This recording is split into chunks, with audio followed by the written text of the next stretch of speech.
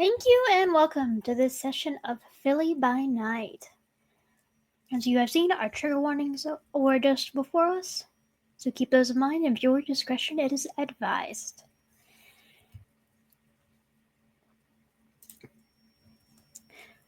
Welcome to this session. This Coterie session. Today is a special session where we will be doing another session of vignettes, where we will see into the lives of our young fledgling coterie and what they do in their spare time.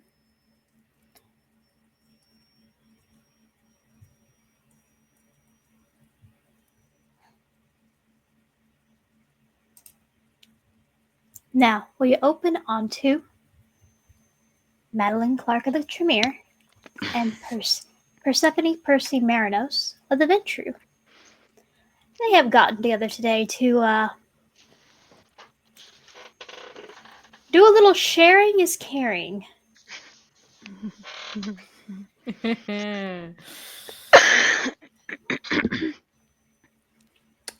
So, where are you two meeting up?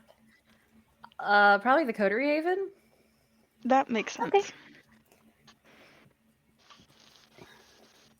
We're So not you doing it two in the head- comic book shop. I mean, In the parking lot. Here, take a sip. Hey, look, I'm sure we can. I'm sure we can go into an alleyway and disguise it as some kind of drug deal. It's fine. okay. So, Maddie, Percy, Yes. y'all are both on your way to the apartment complex in your various forms of travel.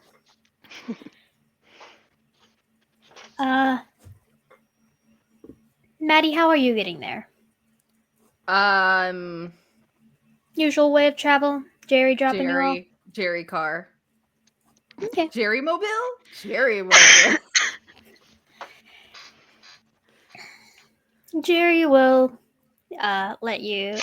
happily drive you around because, well, he likes spending time with you. He likes talking to you. And he likes showing off this massive jazz collection that he has been accumulating since y'all got into Philly. He made a new friend who has helped him further with his collection. Tells you that he might introduce you at some time. Like a guy that looks like a superhero but doesn't know it. His name's Reginald. Huh. Interesting. Yeah, he's a total nerd, but he's a friend. So good people. Tracks. So what is going through Maddie's head? Well, she has anxiety, so a million different things. Probably the top one tonight is I gotta make sure this blood swap discipline exchange goes well. And then right after that is, am I being possessed by my ancestor, Mirlinda? Who is this new voice in my head that's not my beast? And then all the million other anxieties that go through this poor fledgling's head. Make Islington proud. Where am I going to get my next meal? Am I doing okay? Am I perfect? You know, everything. Maddie would feel this other anxiety creep up. Oh, joy. It is that craving for closeness, for the intimacy that she once had with that bond that she had before. It is almost weaving through her thoughts of her various other anxieties because they're worse now.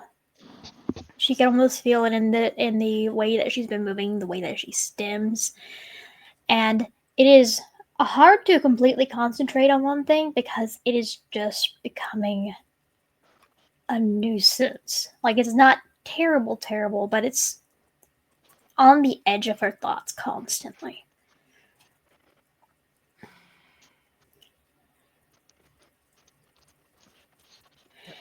Don't need a blood bond. Don't need a blood bond. Don't need a blood bond. Don't need a blood bond. It's not equal. It wouldn't be equal. It's fine. Everything's fine. Everything's fine. I'm gonna tangle my hair doing that. But as you are thinking about this, Jerry will pull up to the apartment complex I'll look over at you. I'll pick you up later, okay? I got some things to check with security back at the chantry. Okay, thank you so much, Jerry. I'll catch you later. Yeah. See you around. And she hops out, and she probably brought Wednesday with her. The crow has been talking and almost narrating the whole drive. You have no idea what it's saying, but like evidently the crow has a lot of commentary. Yeah, I need to learn I need to learn animal talk Yeah. in the future. Yeah, one of these days. Percy, Yes. how are you getting there? You know what? Because it's Percy and he's a bit of an odd ventru. Probably a combination of public transport and walking. Okay. I don't know how. I say public transport mainly because I don't know how far Coterie Haven is from her sire's haven. But Well, it's probably a decent enough ways away. The apartment complex is nice, but it is not the nicest, and it is not in the middle of the city. And your sire, while they tend to be a little more Spartan, yeah. he is also someone who enjoys the luxuries that are attached to being what your clan is. Yeah. So Percy probably takes public transport to about a couple blocks away from the Coterie Haven and then walks the rest of the way because her excuse is Melano needs the exercise. And how long does it take for you to convince Melano to get into the vest? Considering she does not have feral whispers, it takes a couple minutes and bribing with the treats. Couple minutes and expensive an abundance of bribery. The expensive treats, because only the best for Ventru from Euless. Yes, of course, of course. So, it wouldn't take you incredibly long to get there by public transport. But as you're walking, go ahead and give me a wits and awareness at the current hunger you are at. Actually, I think that's the hunger. Need to check. Yeah, okay. Don't. And Melina will be able to give you a +1. I hope this one is different from your previous wits and awareness rolls. Yeah. Because I know you have the stats for it. The bot's just mean to you. 4, like wits and awareness, that's 4, +1 is 5. Yeah.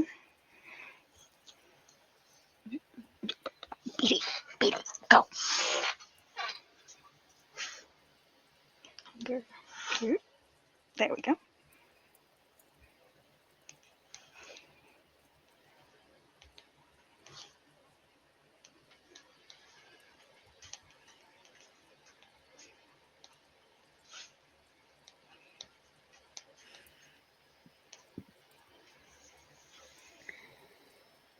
Nope. The threatening didn't work. That's one success. It's still fairly early in the night. There are a lot of people out and about.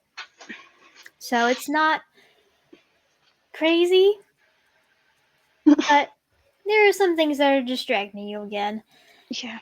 Along with your own thoughts of, because you are waiting for your mala to get formally settled into town. Oh yeah, that is. Yep. And the thought of seeing Demeter again after all of this time has got to be a little nerve-wracking. So what's going through Percy's head? I think mostly thoughts of how she can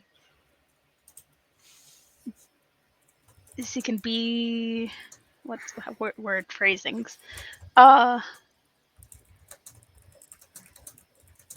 live up to the standards she feels she has to live by, as both as a Ventru and also as general Ritz kid.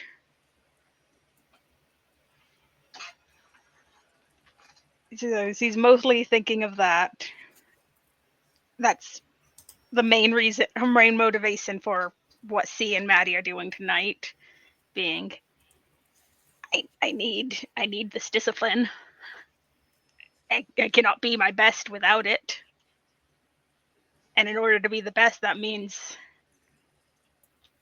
I guess, going to my fellow Coterie member, who my sire informed me to be cautious around.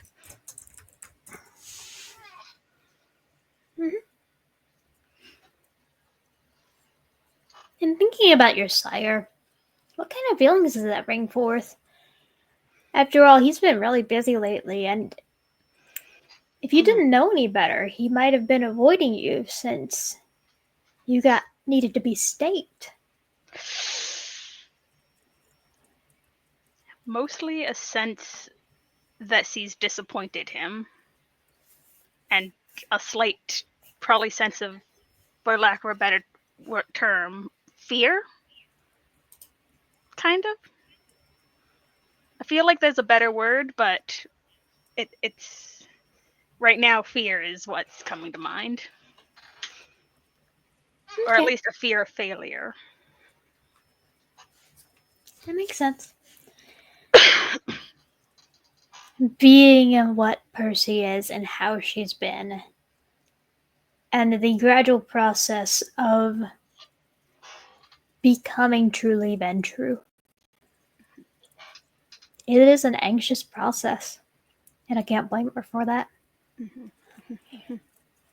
So as she comes upon the apartment complex, she starts to head down into the lower parts of the apartment, where she would go into find the Coterie Haven as like a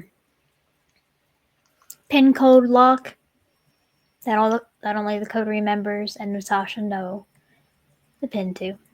Jerry probably knows too, but he's polite. Most polite boy. Pat, pat, pat. But you would see Maddie in there. Melano would sit in front of you the minute you walked in and the door closed behind you and give you the most indignant stare. All right. I'll take the vest off. Listen, it's fine. This is the price we pay for wanting to walk here. It was a good walk, wasn't it? There is some grumbling. Yeah. There's no other way to say it. It's literally just like that dog grumbling. You know what I mean? So take the vest off. Take the service dog vest off and just okay. There you go. Just hang it up. I'm assuming there's somewhere, at the very least, a counter or something to put it on. Then you'll noodle horse promptly goes over to Maddie as her nosing at her hands. Hi, Melano. Give some pets. Maybe a couple tweets. Percy, well, And to make sure Wednesday doesn't feel like they give Wednesday bird treats. Percy. Wednesday will take some of both of the dog and the bird treats. She's establishing crows- dominance? Yes, and crows are like that. Yes. Yeah. You can kind of hear her flap her wings a little bit. She puffs up, her feathers get ruffled. That is a big dog. It's okay, Wednesday. It's okay. Hi, Percy. Hi. And Percy will kind of fold her arms over her chest and look a little awkward. Okay, she's doing a defensive pose, not an aggressive pose. Got it. Dish, not dish. I can work with defensive. So you get here okay? Yeah, fine.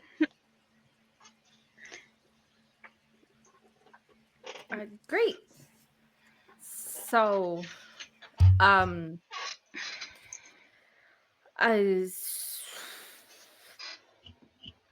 Aspects for fortitude, right?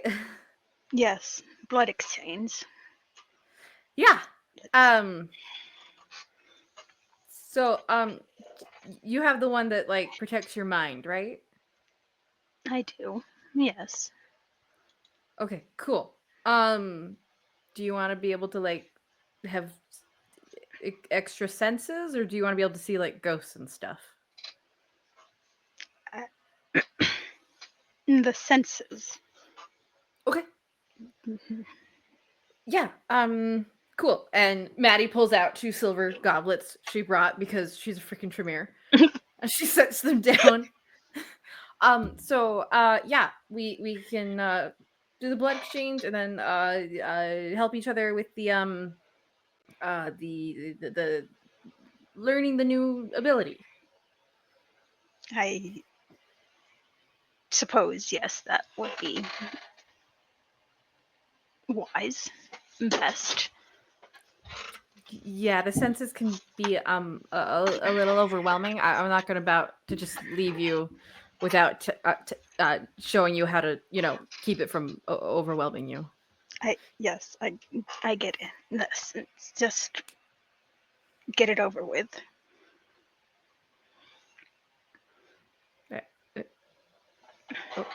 Okay, it's not like it's a hard pill to swallow. Okay, yeah. So here's your goblet. She like awkwardly slides one over to Percy. And we just pour blood in, wait for it to cool, so there's no risk of a blood bond, and then we swap, and yep. Oh, residence. Oh shoot, the residence. We have to go hunting, don't we, Kendall? Yeah. Dang it, I always forget. Oh wait, You need to do both. yeah. But it's good to have the blood in your system. And that's something Islington would have taught you about learning other disciplines from other clans. That you need to do it safely and you need to have a resonance for every discipline and Yes. power that you nourish. AJ keeps forgetting to right. get a freaking residence. What a resident. You need to look. I know what resonances you need for this. Okay. Great. Fortitude needs Don't worry, I have them memorized. Don't ask why. Fortitude needs melancholy. Auspex needs phlegmatic. Great. So this will take 2 hunts that you two will be able to help each other with. Coolio. Excellent. Because you two hunting together has never gone wrong once before. No, never. Never. It's not like Percy is slightly hungry. Oh frick. Yeah. So we'll swap the blood and then we need to go hunting. You can sniff it out, right? You've done it before. Yes, I'm more than accustomed to hunting. Cool. I can't. So well, I can hunt. I meant the residents. You'll have to find the residences for both of us because I don't have the ability to do that.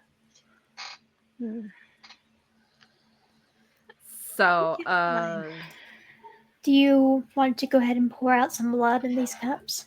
yes, Maddie's gonna bite her wrist and pour enough blood into her goblet and lick it close and just slide it over to Percy. Percy will. Yeah, Percy will do the same. Just okay. It honestly doesn't take that much blood to get the taste. Mm-hmm. So I'm not going to make you rouse for it. Great. Because a full rouse check where the blood would be able to slake a hunger. And this, if y'all want to do it this way, this is not how it, then it won't slake any hunger. Okay. Yeah. Okay. Swap. Let's be cautious and both give each other just a little taste. Yeah, just a taste. Let it cool. No blood. Yeah, I feel like neither bonds. of them wants to risk. I mean, you don't know what kind of. does, but no. Just a little bit. Just a little bit. Just a little bit on. As tweet? As a tweet? As a little tweet?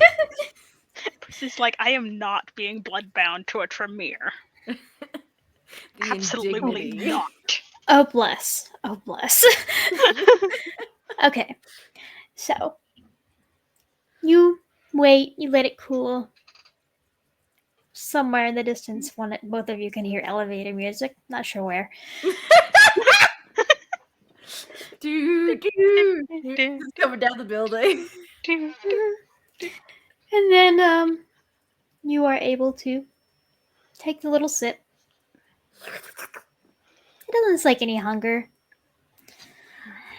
Maddie, you do feel that craving for more. But it's No. not related to the hunger. It is the pure addiction to the sensation of closeness with someone. No. Back off. But you're able to quell it pretty easily. It's a good thing But it's Percy just- is terrible at insight. You're able to push down the feelings for a little while longer.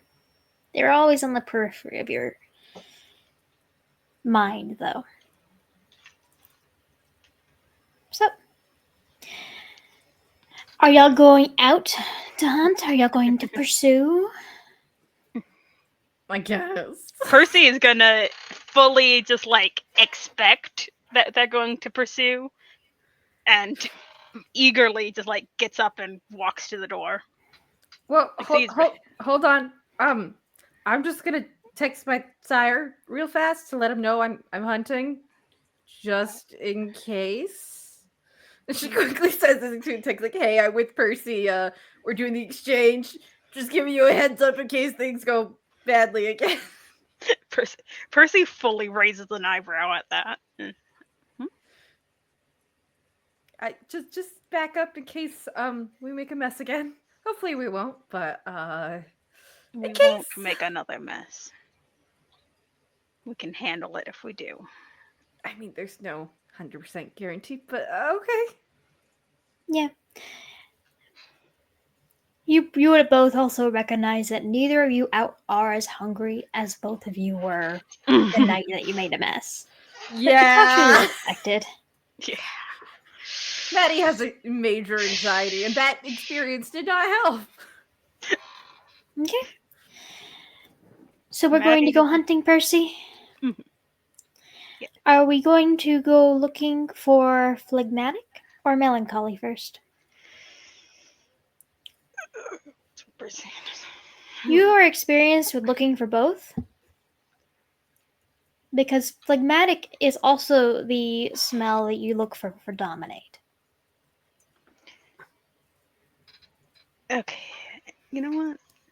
So you're Percy aware will, of both of them and know how both of them work.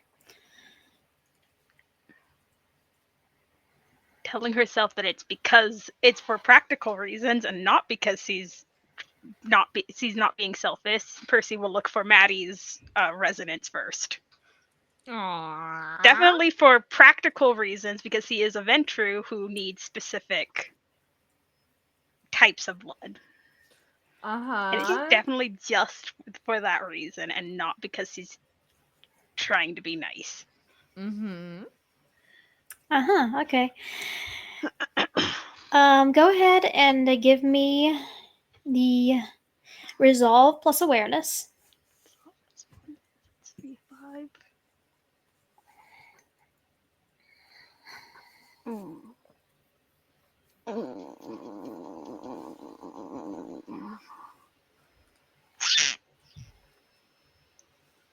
Come on, dice bot. Okay. Blood certs? If you would like to. Yes. Percy. But the Riskborn in Percy was yelling at me to do it. Oh, goodness. 5, Okay. 6, 7. Hunger 2. Blood surds. Oh. Alright, I have to put in blood potency. Which Yep, is your all blood the way potency 1. down. Thank you. Your baby. Potency 1. Resolve and awareness. You're a baby, Plus. but you're not a spicy baby. Oh, look. Is that code for thin 8. blood? 8 success with a critical. Oh, No, that was nice. code. Yeah. Very nice.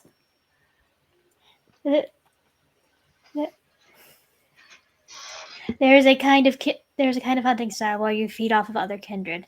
Blood leech. Oh, yeah. That's the one. Oh, yeah. That's what you were referring to by spicy. That's when you'd be a spicy baby. Very fun. slushy. That'd be a fun Okay. character to make. Anyway. 8 successes with a crit. Very nice. The dice bot knows when Percy is trying to impress someone. So, with that crit,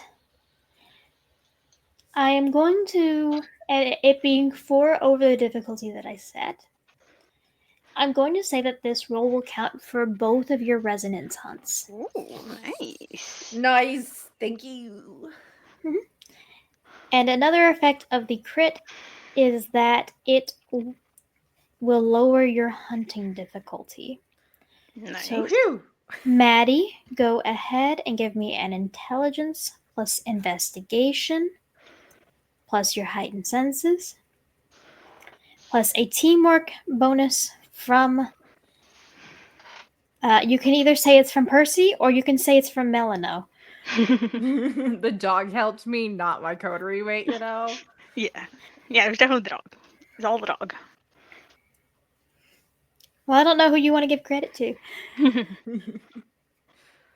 I will say Percy because I'm trying to befriend her.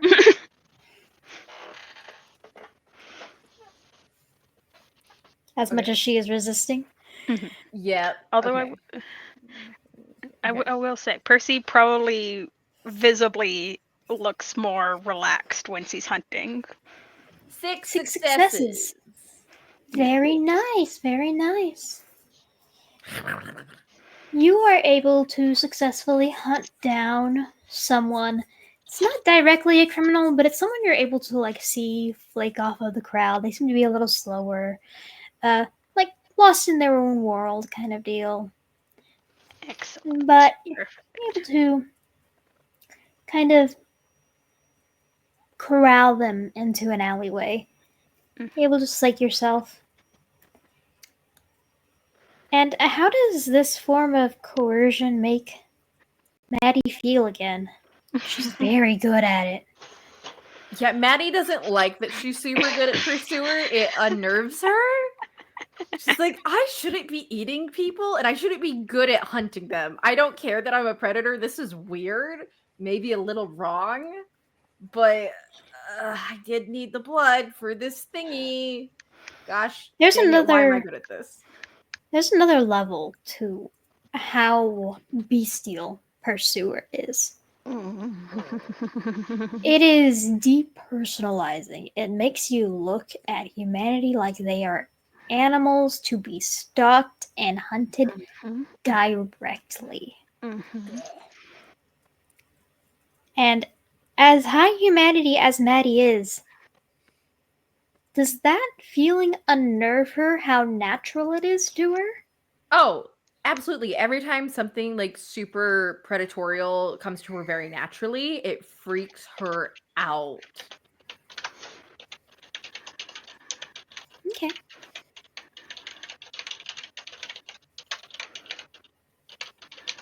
And Percy,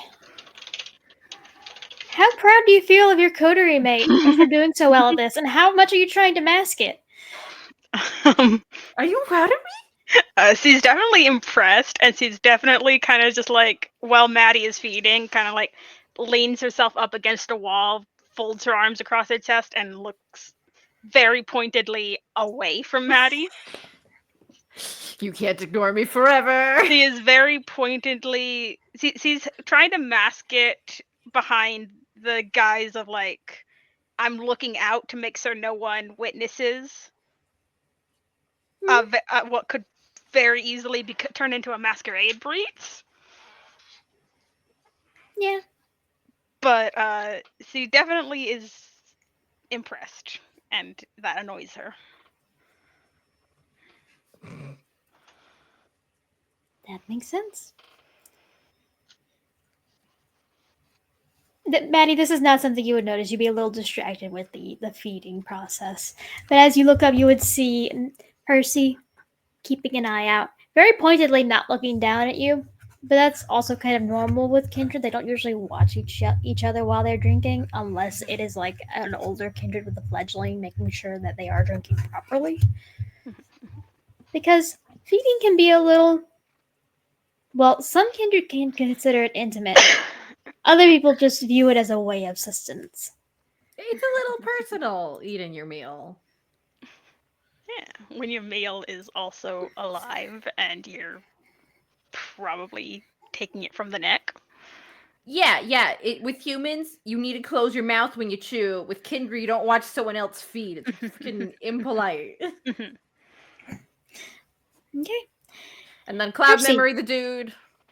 Oh yeah, look at close, cloud memory, Yep. the whole rigmarole. Mm-hmm. Percy, go ahead and give me your intelligence plus investigation plus your specialty Yeah. plus a teamwork bonus from Melano plus a teamwork bonus from Maddie. I get a help. Okay. So Yee, 4, I'm a helper. 5, 6, you're 7, too good at finding 8. people. That's a pool of 10. Hey. Nice. Yeah, see, we can bond over being weirdly good at finding people. Concerningly good at finding people. I don't think that's the thing we should bond over. I think we should bond over our love of Greek mythology or something else. Is that why you keep wearing Greek mythology shirts? To Yes, engage I'm Percy? trying to prompt a conversation. Hey, this tonight Percy is also wearing a Greek mythology shirt. We have worn Greek mythology shirts on the same night multiple times, and Percy has said nothing. Maddie's pulling the nerd move of like, I don't know how to talk to people, so I'm just gonna wear a shirt with something I know other people like, and Percy has never taken the bait. See, this is the problem with the fact that Percy's main coping mechanism around Maddie is I'm not gonna look at you. I'm not looking at you. Look at my dang shirt, you freaking closet nerd. No. Alright, go ahead and give me that roll, Percy. There we go. 4 4 successes. successes is enough. Okay, good. That is the difficulty for hunting around here. Okay. As you, and because you rolled so well for the resolve plus awareness, that is also the eventual refined palate roll. Good. Because So- I don't need another I threw up moment this time with Maddie. I did realize I've been ruling that Bane wrong. It's just supposed to be willpower damage and not y'all throwing up. It's funny though. I like this. it's very thematic. If you don't take the willpower damage, you will throw up. Mm-hmm. The willpower damage is from throwing up. You either throw it up or you shove it down with willpower. Mm-hmm. Okay, I like that. I like that. Okay, so 4 successes. You are able, and due to your previous roll, you are able to easily find a phlegmatic for yourself. This person seems rather stoic. They, as Maddie is helping you, this person kind of reminds her of that guy that she met in the bar, who she's kind of been off and on letting date. Mm-hmm. Yep, I'm not sure if Maddie mentions him, No. but he's Oh, very well, that's- chill, kind of unaware that y'all are able to kind of corral him again into an area, and you're able to take a little sip. Well, you're able to slake a hunger. Maddie was able to take a sip because she wasn't actually that hungry. You just need enough for the residents. Little nibble. And Maddie, as you are keeping an eye out, go ahead and give me a wits and awareness plus your heightened senses. Okie dokie. Can I You add better hearing? than I did. Add your what? My specialty of hearing? Or do you want me to Sure. be looking? It's more of a sight-based roll. Okay, then I won't Not add that- hearing. Not that you need it, but can Melano offer an assistance there? Would you be able to convince Melano to help Maddie while you're feeding? I feel like, I mean, Can my I feel like can my raven help me? while Percy feeds, he usually has Melano like kind of standing guard. I'll So let I don't the know if Raven that help. would. Yeah. The I will let raven the has Raven like help. predator eyesight. Dogs have Yeah. okay eyesight. Dogs are more smell. Yeah. It's fair. Melano's form of standing guard, probably more standing at heel behind next to Percy. Melano is usually guarding you directly whenever you Exactly. feed. Yeah.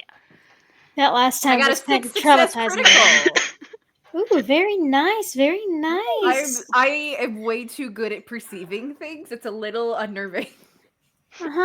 This totally won't add to your anxiety. Let me look at my notes. No, I totally won't get anxiety from freaking perceiving way too much.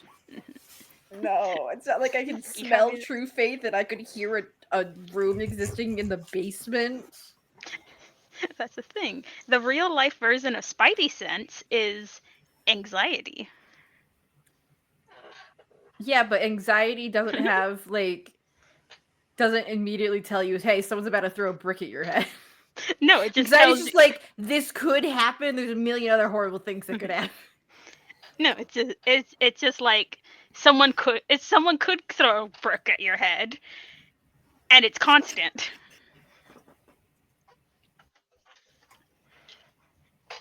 Okay, let me. Hold, please. I had to pull Discord back up. Do do do do do do do do do do. This break is brought to you by the pyramid. Do you see everything?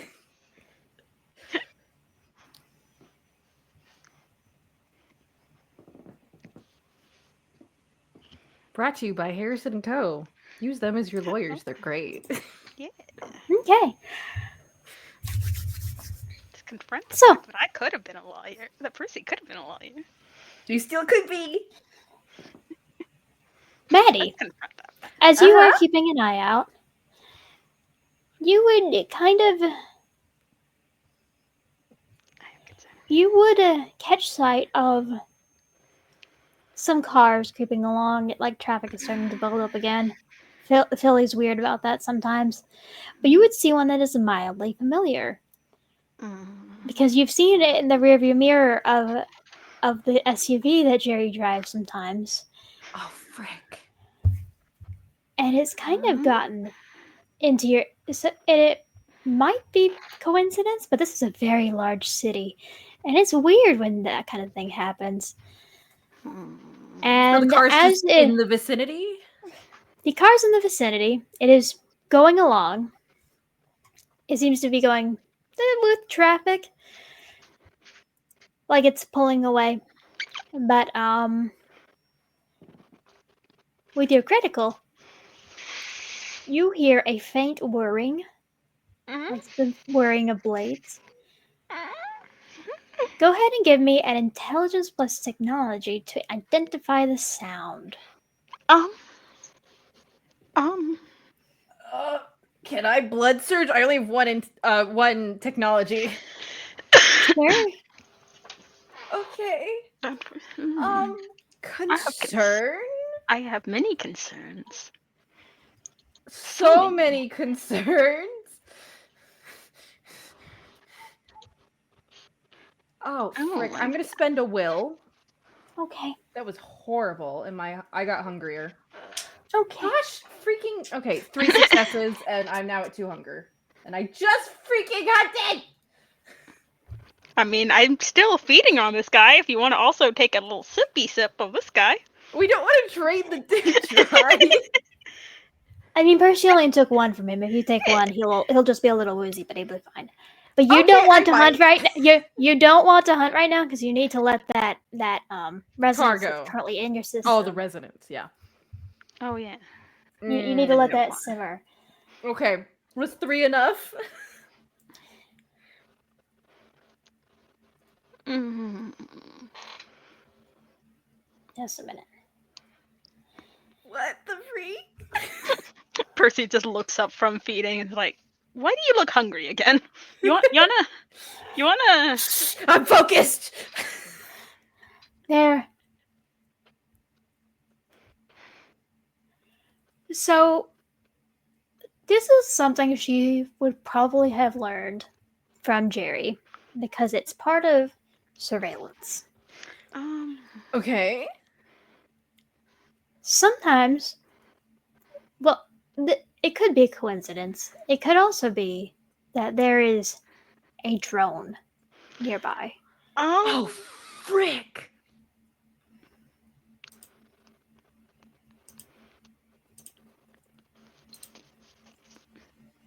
Okay. Please inform Percy. Really quick before I inform Percy, is my eyesight good enough to catch the license plate of this car? It is moving slowly enough, and you are able to look in that direction long enough to be able to memorize it. Yes. Cool, You have enough great. intelligence and wits that I'm just going to say you can do that. Okay. I'm gonna like gently kick Percy. We gotta go. Why? What's wrong? I think we might be being tailed. I think there's a drone. I'm gonna try looking for a drone. We gotta get out of here before anyone sees what we just did. Wipe him and let's go. And like, she's not stuttering because she's so, funnily enough, she's so worried about this that she's not stuttering. I think Percy immediately is like on edge and ready to like her hand starts to move to her bag. With your roll, you're able to see someone like toying with a drone on the other side of the road, but it's too small to have emitted the sound that you heard. But you can't see the drone something that would have made that sound. Oh, frick. If you inform Percy that there's a guy playing with a drone across the road, Percy might just go out. I think there's a drone. I see a guy across the street playing with one, but that's not the drone I heard. We gotta go. Okay. Can I ask? Well, Really.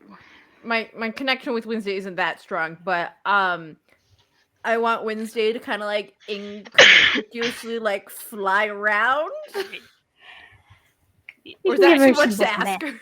You can give her like simple basic commands. The extent of which that she will follow orders is limited because while she is bound for Millis, and crows are very smart.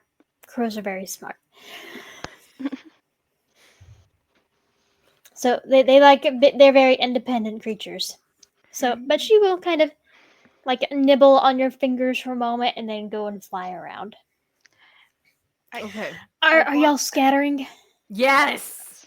I want to ask if Percy can attempt to see whatever this is that Maddie is talking about, even though I know that it's probably not going to go well for me because the bot doesn't like me. Go ahead and roll me a wits plus awareness plus your new dot and aspects with heightened senses. Yay. Yeah. Because Percy, if informed that there is danger, Percy would attempt to look for danger. Even though that's wits awareness 4 plus aspects would bring it up to 5. You know what? Give everyone heightened senses. You know what? Because my last blood surge didn't make me hungrier. Blood surge? It also it's Percy and she likes to blood surge. Sure. You risk taker. Percy enjoys a good blood surge. It's who she is. And look at I know. Ooh, that is nice. that's a critical hit. Holy cow!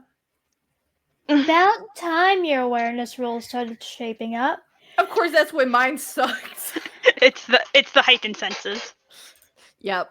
Percy found that heightened senses within her and just like It's like the cat meme where the cat's like, "Rah," and then, like all the stars and universes around it. exactly. The prophecy Okay. is fulfilled. So there are a couple of things that you note, Percy. Mhm. You note that Maddie is very nervous and that she is very concentrated on a black van that seems to be moving along with traffic.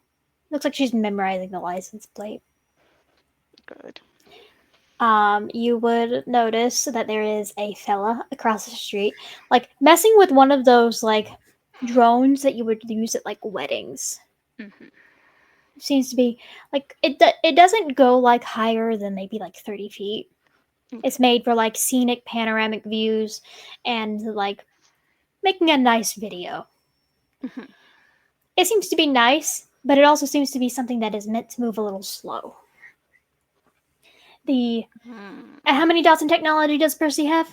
I think one. Yeah, one dot. We're the 10 savvy ones of the group with one. Exactly. Yeah. So that's something you'd be able Upgrade to that. kind of recognize both with your background, because wealthy people go to a lot of parties and a lot of weddings. Yeah. And it is something that Percy would be able to easily recognize and identify. But isn't and then you I had one. but you don't hear the whirring because it stopped when Maddie noticed it. No. Did Maddie mention that there was whirring noises? When she said, or did she just say that there was a a drone, but she can't hear it. Or whatever I said. Frick. There's no noise. There's no drone near us. Or at least it's been turned off. Frick. You gonna scatter? I think That's that's probably the smart. best option. I don't think we have good luck trying to track this tiny drone and destroying it. I think that would draw even more attention to ourselves. It Okay. It's would. already bad enough Percy- as it is. Percy somewhat wants to go investigate that guy, even No. but No. Okay. So we're going to go and scatter. Mm-hmm. You have a license plate memorized. That's Mm-hmm. good. Go ahead and one of you give me an intelligence plus streetwise plus teamwork die from whichever one of you. I do have two streetwise. I also have 2 streetwise, and we both have 4 intelligence, so we're kind of 4 equal. We are. How about you roll it, and I'll give you the help die. Okay. Sounds good. It's funny when we're equal on things. It's also because Percy is still at 1 hunger. 7. Oh yeah, that is true. I could. Are you gonna blood search again? Yes. It's Percy. And I can't. I know. I cannot deny that Percy really likes to blood surge. Okay. Literally every single time I go to roll something, I end up sitting there like, don't ask, don't say I blood need surge, don't say Prince blood Sexton surge. to like burst into the board and be like, "Stop blood surging, you idiots! The blood is sacred," and then he just leaves. Percy. Don't worry. I'm sure this will be a great learning Yes, listen, experience. Percy needs to have another meeting with the prince just so he can just sit her down and be like, child. Go ahead and make Stop the roll, blood Percy. surging." Intelligence plus streetwise plus. Oh, that's very pretty nice. good. And again, your hunger has not changed. I'm having very. The dice is at least humoring my desire for blood searching. Very nice. So, you two will be able to find a way back to the apartment complex. Mhm. That is different from the route that you took. It's honestly mostly walking, but you kind of Okay. make different paths. The streetwise rule was in order to find your way around the city, in order to make your way back. So it takes a little while to get there, but you manage it, and you manage to hop onto a certain part of public transportation, and then hop off once you get close enough to the apartment complex. Once you feel like you're far enough away, Mhm. there is a lot of various different kinds of public transport in Philadelphia. Good. And with that, we will be moving our scene to a Mr. Cal Anderson. So, Cal, what we doing? He is gonna go talk to his blood uncle. Okay. Have you talked to your blood uncle since everything happened? No, he has not. Okay. There have been a couple of messages occasionally from Mitch that you have gotten. None that are pressuring for a return reply, but mostly so that you know that he's not ignoring you and that he is checking in. So as you reach out to him, how do you reach out to Mitch? He'll text back and ask, "Can we meet You would get almost an immediate reply of, sure, when? tonight? Soon?"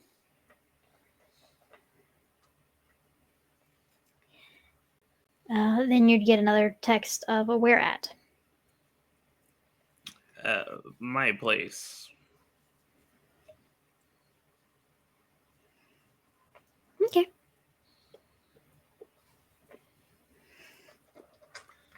You would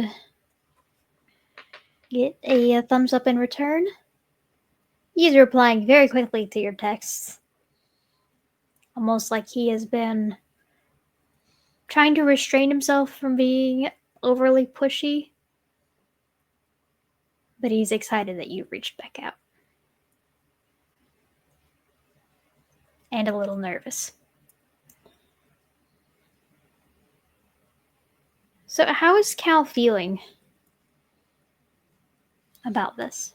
Reaching back out to his blood uncle. He mostly did it because of his talk with his grandpa.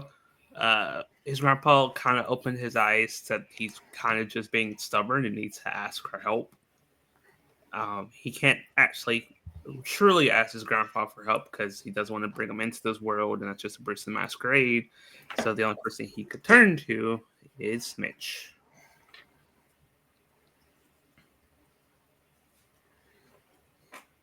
Okay. It takes a little while for him to get there. He had sent another text of I have to eat something. So as Cal kind of meanders around the apartment, he finds himself at the entrance of Moon's room.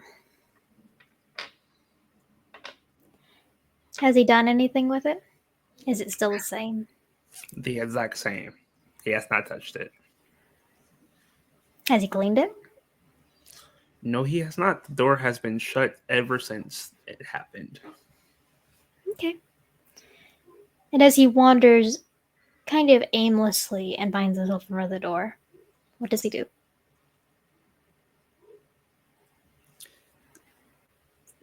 Probably for the first time, he'll pause in front of the door. He'll like kind of stare at the doorknob for a moment, take a deep breath, and probably for the first time open it. Okay. As he opens the door, there is a fine layer of dust on most of the room.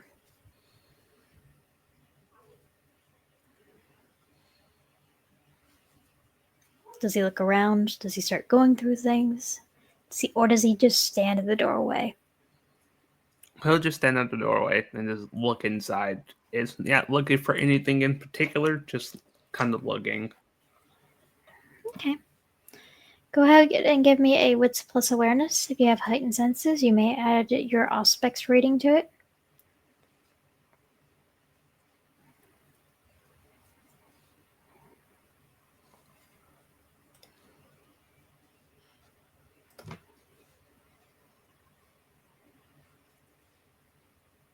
Seven successes.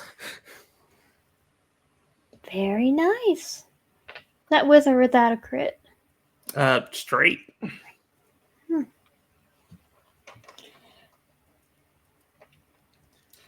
As you look around,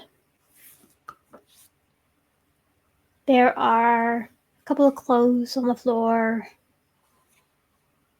Their closet has remained open. Moon didn't really understand closing the door to it, because that way she could see everything in her closet from the bed, and that made things easier. But the thing that catches your attention are the disturbances in the dust.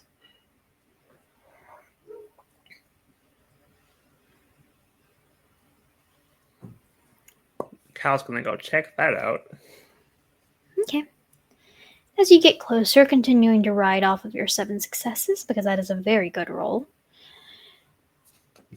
you would see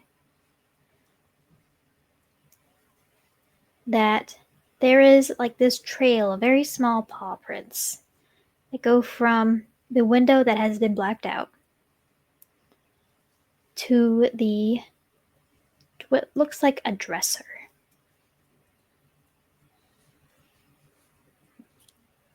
Cal will narrow And his eyes back. for me. Yeah, he'll narrow his eyes from it and go check the dresser. Okay. As you look in the dresser, you would see an underwear drawer. But you also know people hide things in these drawers, because a lot of people don't really like looking very deeply into these. And they're all clean, so it's not like it's anything gross. He'll look inside. You would look, and a little deeper, you would push aside some of the underwear, and you would see various pieces of jewelry that seem to have been pushed aside, and a bag that is very carefully shut. How big is the bag? It's like a little velvet bag. Have you ever seen a bottle of Crown Royal? Yes. You know, like those bags? Mm-hmm. Oh, okay. Like a small version of that. Gotcha. Cal's going to take it and open it. See what's inside. Okay. As you open the bag, you would see that it looks like there's hair in it.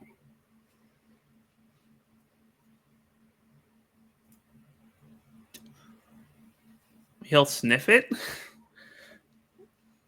You have Bloodhound, right? Yes. It smells a little like blood.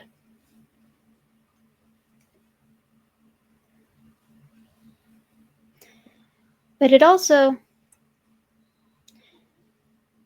you can kind of detect the faint smell of sanguine on it, but not like new sanguine, like preserved sanguine. You've kind of occasionally caught this smell on Maddie a couple times, but it's only whenever she's used a weird Tremere power that you haven't really looked too far into.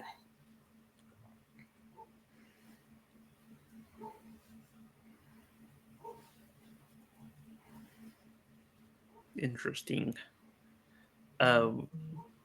Cal's gonna put put the hair back into the thing and look to Acorn. Have you been in here?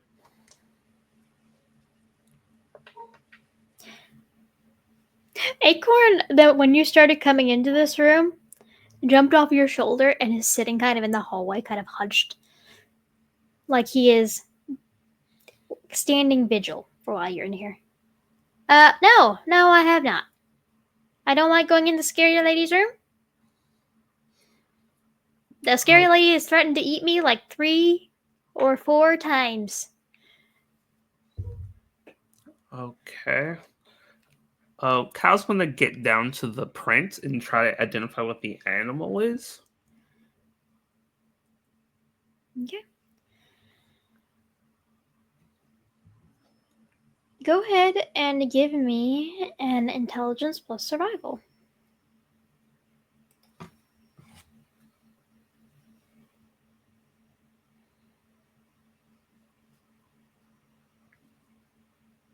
Oh, is 2 enough, or need to use willpower?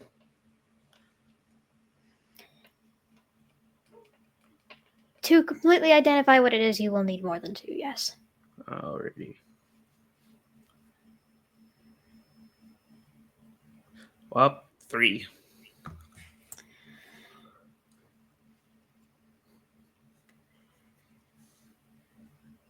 It looks like you've seen tracks similar to this before, kind of.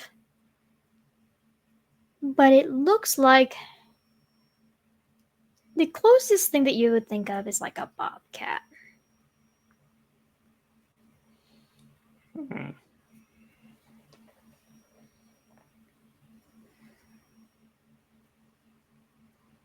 Okay, that would confuse Cal. He's gonna go to the window and check, has it been opened recently? As you are looking at the window and kind of inspecting it, you would notice that the dust seems to have. The tracks are at the window. It would be logical that somehow it was opened from the outside.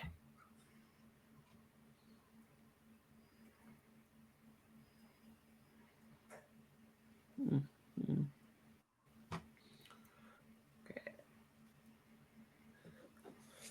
Cal's gonna go head outside and try to see if he can find any other information. Maybe if the tracks kept going anywhere, stuff like that. He's Does not he gonna go just far wanna? though. Does he just want to open the window and look down? Or I can do that. That's fine. Yeah, do that. Okay. As you open the window and look down, y'all's apartment is like a little further. Y'all aren't in the direct city center. Y'all are still in Philadelphia, so there is another building right next to yours. Doesn't seem to have a window facing it. Does have a roof that could feasibly maybe make the jump, but the window would have to be open. As you are looking down, it does seem like someone with at least your athletic prowess could possibly have scaled the building, but it would take someone that is practiced with climbing things.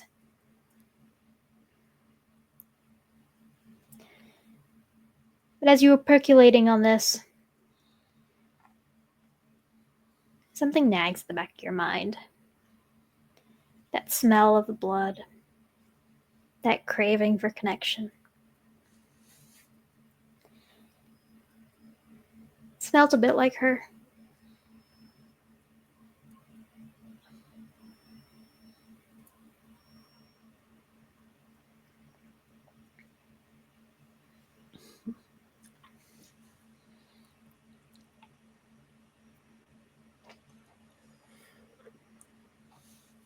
Cal's gonna hold on to the bag very close and kind of hold to his chest as he's gonna shut the window for a moment. he's just contemplating what to do. Okay. Does he look back inside of it again? Yeah. As he continues to look at it and to inspect it, there seems to be a pattern to the hair. Not like a hair pattern, but like it's woven. Almost in a cord or a braid. And there seem to be like bones and beads littered amongst it. Does he keep it in the bag? He'll take a better look. Okay. As he pulls it out, he would pull out a nearly 4-foot long cord of braid that is very slender and very purposefully woven. There are bones and beads, and as you are looking at it, you would realize that it is not just one person's hair, but they seem to be all connected.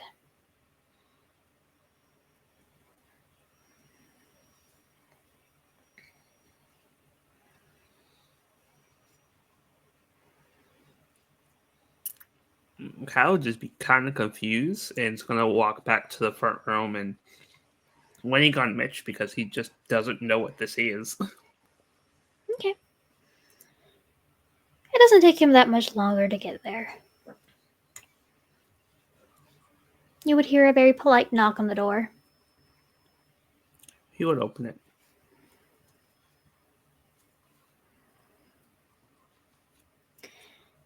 You would...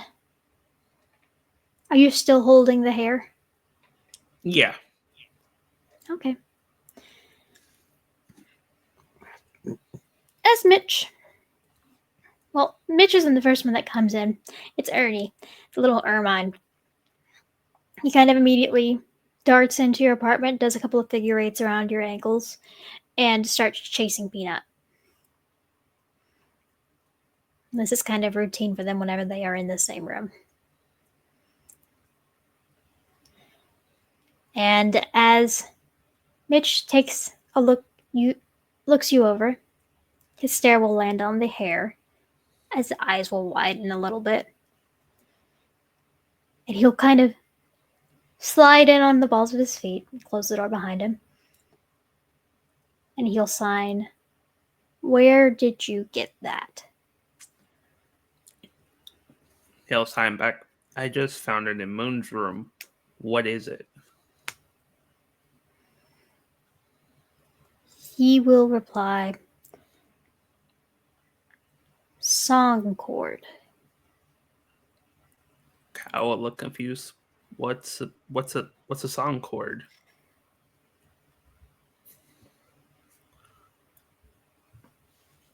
Mitch will kind of reach out with both hands for a moment and clench his hand shut, then reach out again, then sign, "May I?" Kyle will give it to him. He'll take it, and he will kind of walk in a little further to sit down so that he's not having to hold this while explaining.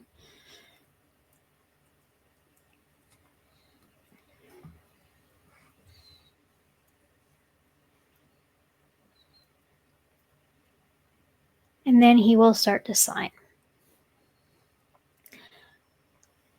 Song chord is a tradition amongst our clan to pass down stories of our lineage, of our sire, of the sire's sire, of our sire's sire's sire, to our ancestors and their ancestors before them. It is a intimate ritual that is passed down from child to sire. And then from child, then further and further down. Of our brood, Moon was chosen to carry the cord of our sire.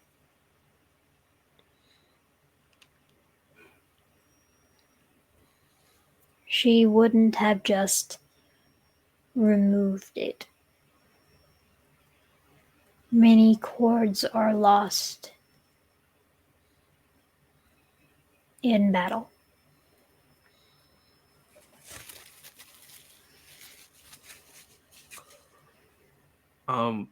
Someone I think got into the apartment. Bobcat tracks, it looks like, or something equivalent. But I think someone brought that here. I don't know who though.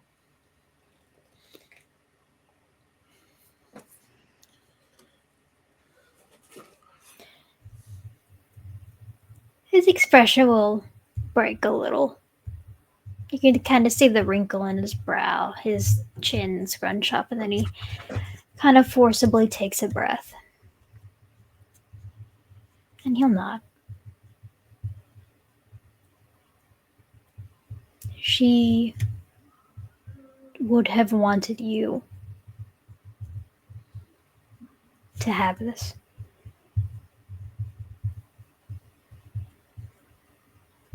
Do you accept it? Kyle will shake his head no. I'm not ready for that yet.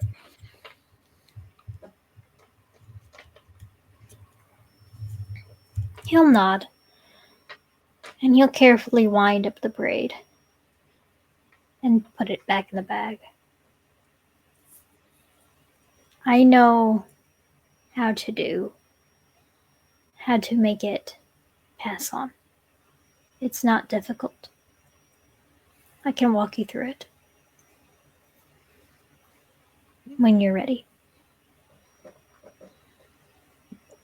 There are some things I gotta do first before I'm ready. What do you have to do? One, figure out who brought it to me. I need to know who brought it to me.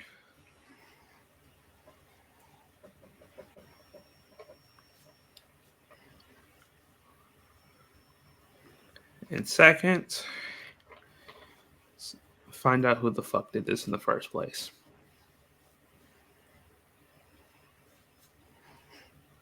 His expression will steel and he'll nod in agreement.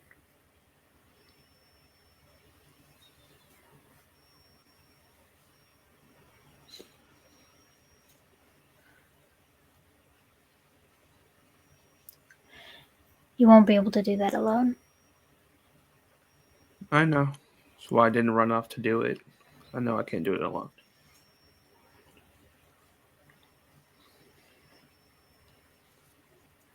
I have been told. Well, Doug announced.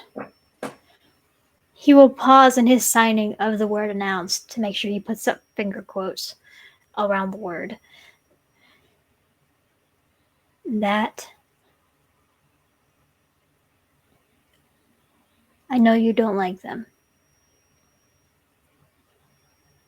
But Maury and Jed are hosting a gather. They may be able to help you.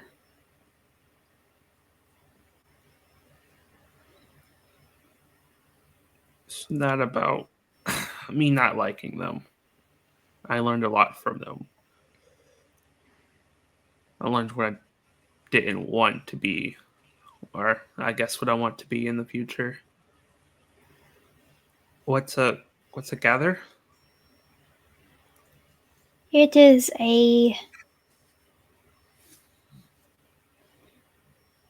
like a family reunion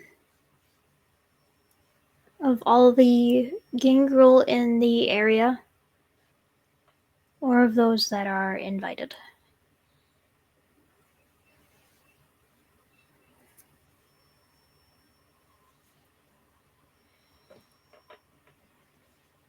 Okay. Then I'm down. If the It just family handle this on our own, I'd rather just do it on our own. if there is anyone that can hunt down Garu, it is our family. But we can never do that alone. I know. So I haven't gone off to handle it myself. Good. Because you're smart. More like I don't have a death wish. Which makes you smart. I've met a lot of people that have it that are not smart and think their fortitude can save them from everything. I don't They have a really. death wish. Yeah, I don't They believe my don't. fortitude can save everything. Good. Keep that in mind. I will. He will pause and look down at the bag that he's got in his lap. Gently run his fingers over the velvet. And then he will hold it back out to Cal.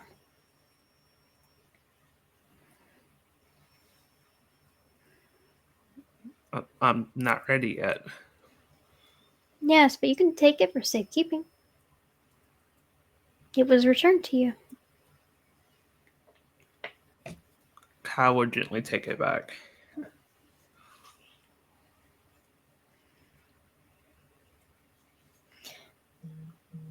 As you take it back, Metro put his hands over yours for a moment. Give yours a very gentle squeeze. I will do everything I can to help both of us achieve vengeance. And avenge Moon.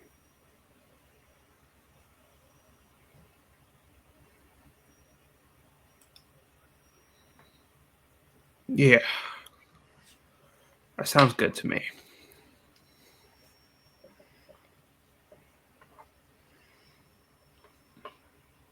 Another squeeze of your hands. Is there anything else you want to talk about, Cal?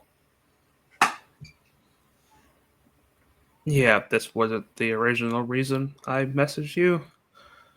You said I need to be under accounting, so first I wanted to apologize for the very kind of mean stuff I said to you last time we were together. I was angry, frustrated, and I didn't mean to take it out on you. He will sign. It's okay. Are you agreeing to me taking accounting of you? Yeah, I am. Okay. I will make sure to tell Doug, and he will inform the prince. I will take care of it from here. I'm not going to make you move out. Unless you want to live with me.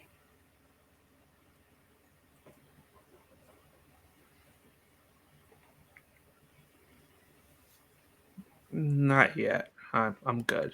If I change my mind, I'll let you know. There's another nod.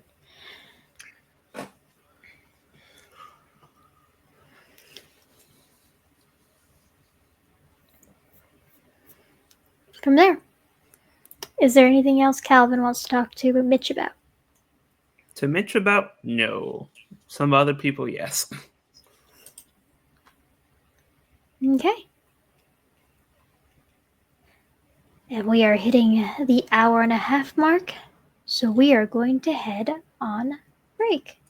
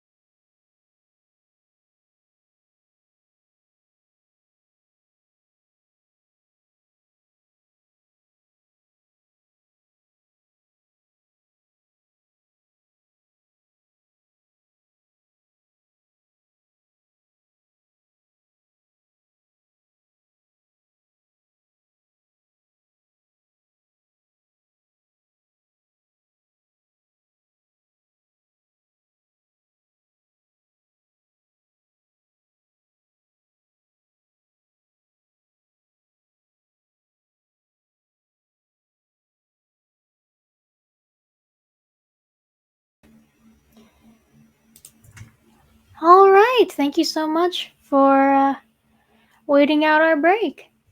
We are back with Madeline Clark of the Tremere, as she is still freaking out a little bit about the things that she and Percy saw.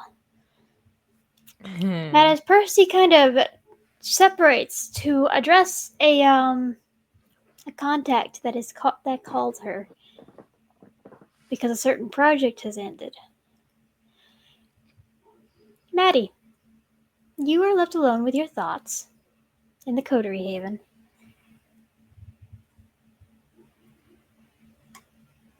Yeah, she shouldn't be left alone with her thoughts, though she's often alone. It's not a good thing having major anxiety. Maddie is just, she will deal with this when the rest of the coterie gets there. Ask adult to your kindred for advice in the form of Natasha. But she's gonna just to try to distract herself from the really weird experience that just happened, and she's gonna, well,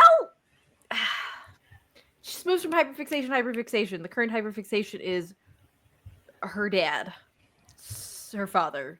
So Okay. So, in order to distract herself from the everything else, yep. she is looking into her biological father. Yep. She finally got a name. Because Maddie doesn't have enough daddy issues. I don't know what you're talking about.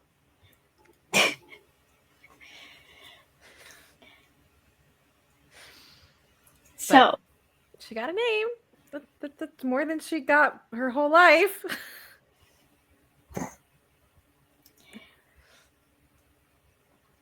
so go ahead and tell us how Maddie plans on looking further into it. Well, there's the basic Google search. Just type the name in, see what social media accounts pop up, or if he's on any news article or whatever. And then she's got the name, and then she knows that he's from Scotland. And well, he's probably alive, so it'll be a little tricky, but she's going to see if she can access any, like, government records, like where he was born or whatever. She's not super optimistic because it's really hard tracking down living people without, like, hiring a PI. But she wants to get a foundation started, and then she might go ask her sire for help. But right now, she's just like, yeah, no, I'll get a try by myself. Also, it's a little awkward asking her sire to help her look into her father, so yeah. Okay. So go ahead and give me an intelligence plus technology. You are allowed to blood search if you'd like. Yeah, I'm blood surgeon. Oh, right, I'm at hunger 2 now. Nee, hunger 2.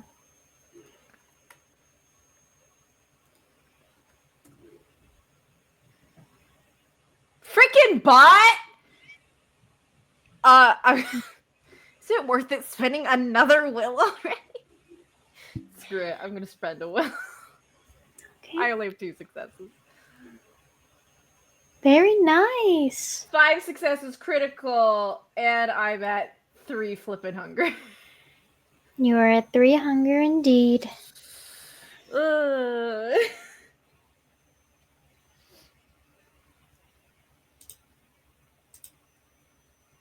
But hey, I'll take a crit. That was worth a will. I hate it when you spend a will and it doesn't do anything. So as you think more about it and you kind of start Googling, you realize that you're able to do a little bit of math. Okay. Your mother would not go for someone like obscenely older than her. Well, So you do a bit of math, like estimating someone around her age, so you can kind of calculate a birth year or like an approximate birth year to put alongside the name Michael Reed, because Michael Reed is a painfully white name, and there are probably a couple dozens of them. yeah. Which is correct. There are quite a few of them. But as you continue looking into this one, you start to like narrow it down. You start putting in more search parameters of appearance. You remember little comments that your mom made of how you have his hair, and occasionally how she would remark how you had his smile. And you're able to narrow it down a little further, a little further.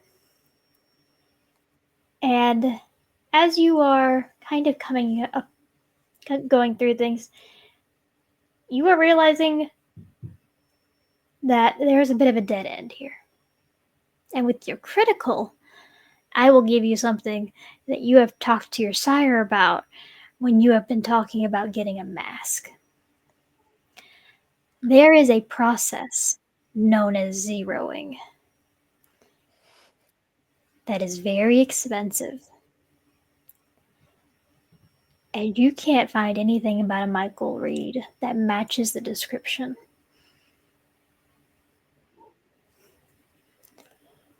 That you have found.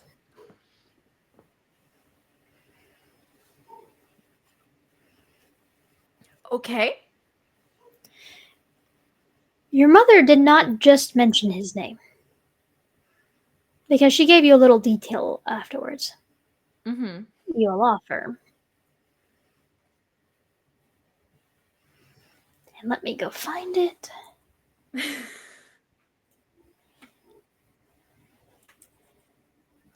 I swear if he's a true, I will laugh.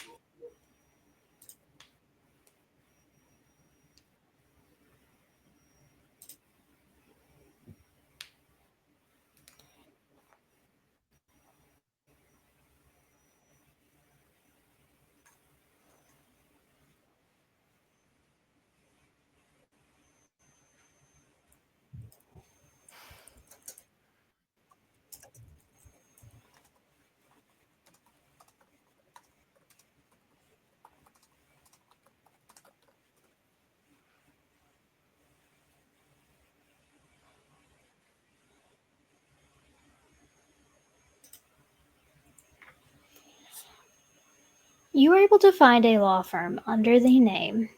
Well, the law firm was that he had given was called Beckett DC and Associates, sourced out of Scotland. Okay. And it's a legit firm. It's still going.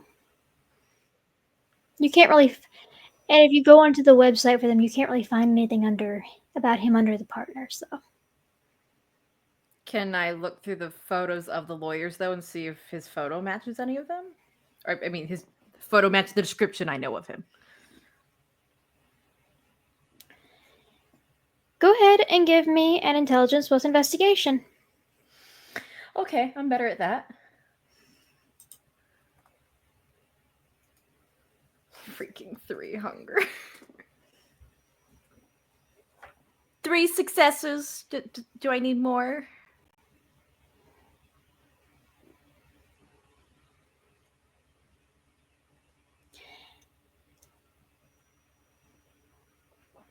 Yeah. All right, we're eating willpower tonight. Spending another. This is your third, right? Yes, I've spent 3 out of my 5. That is 5 successes now. Okay. So,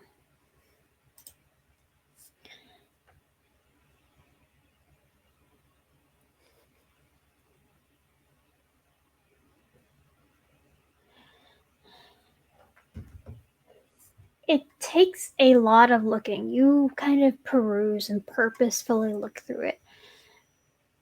But you do find a mention of the name Reed. Okay.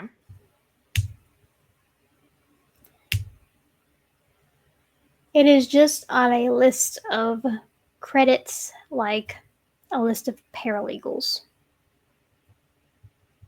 Okay. off to the side.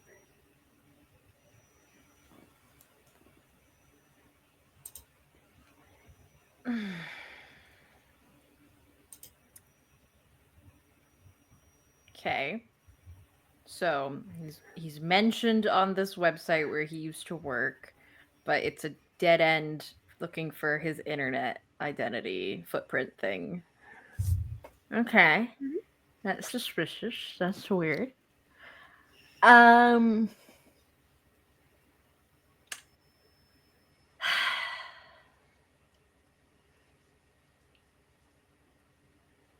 Maddie's not quite sure what to do. She's found a mention of him on his law firm, but that doesn't say where he is, and she's sure as heck not going to call them because that's kind of weird. Well, there are quite a few lawyers that you know or that you could ask about. And your sire knows of some lawyers too. And it would Yeah. be a very simple question to ask of what that firm is. Yeah, I'll do that. I'll do that. Maddie doesn't know enough about law firm stuff, Mhm. or if it's a front for something that she is suspecting Harrison and Co. is.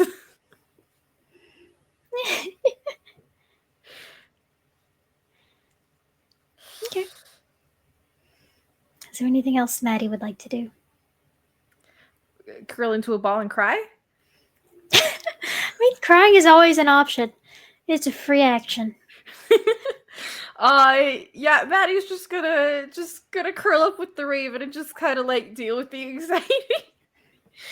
Well, like not totally curl up because she doesn't want to look like she's weak when everyone else comes in, but she's just kind of like huddled on the edge of a couch just with her bird, and I'm good. Okay. So as you huddle up with your bird, there is a lot of anxiety, a lot of feelings, a lot of things that are kind of bubbling to the surface.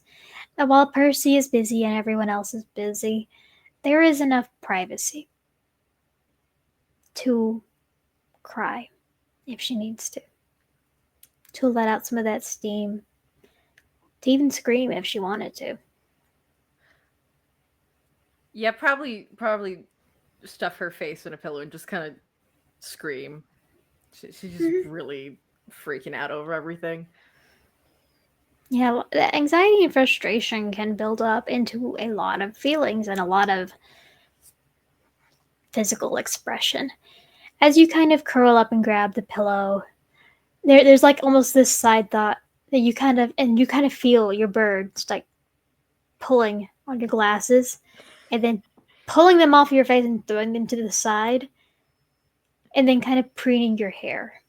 Aww, Wednesday. Maddie gives Wednesday appreciative little bird strokes and just puts her glasses back on and just curls up with her bird and just kind of deals with everything. Mm-hmm. There will be many a crow chitter. I wish I knew what you were saying. I'm gonna try and learn soon. I'm sorry. You're a good bird though, Wednesday. You're a very good bird. Beautiful and intelligent and great.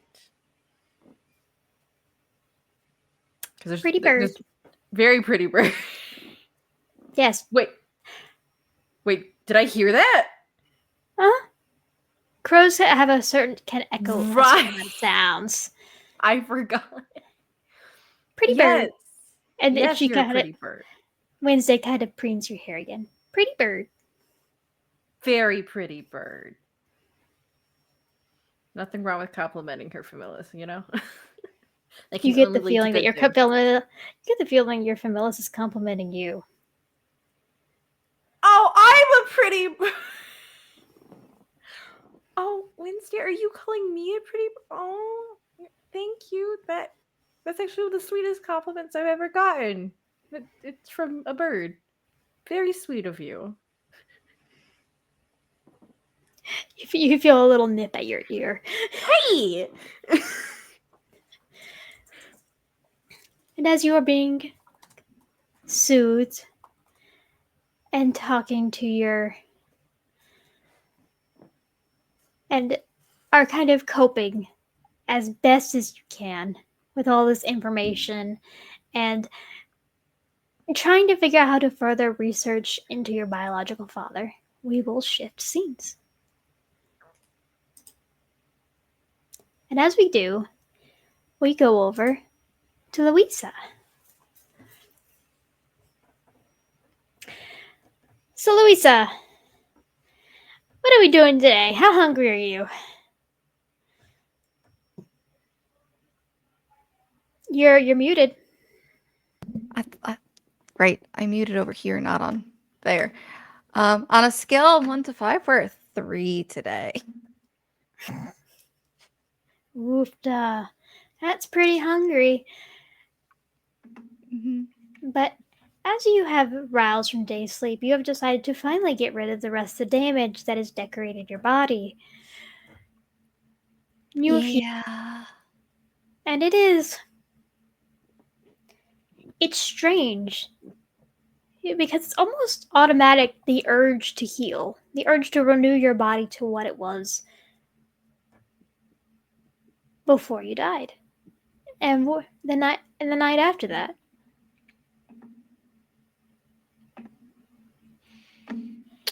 Yeah. It's almost like it feels like a strange little form of rebellion.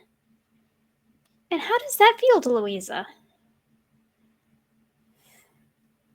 At Because first, before you had to ask permission to heal. first,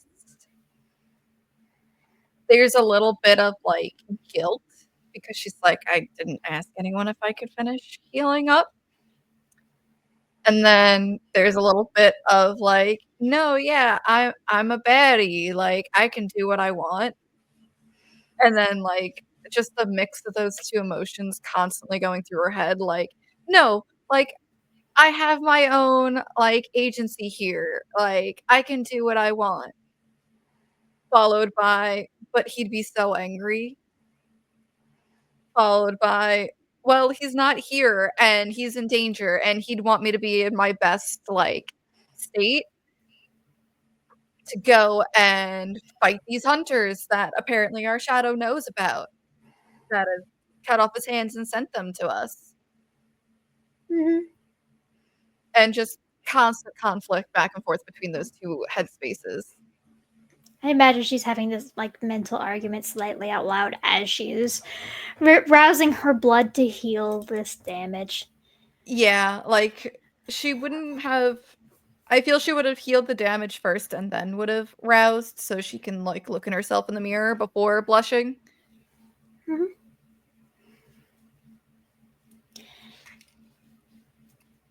As you look at yourself in the mirror, you look pristine. You are clean, and above all, you have your dignity, your pride. You look appropriately Ventru again. There's something a little straighter in your spine, a little more confident in your shoulders.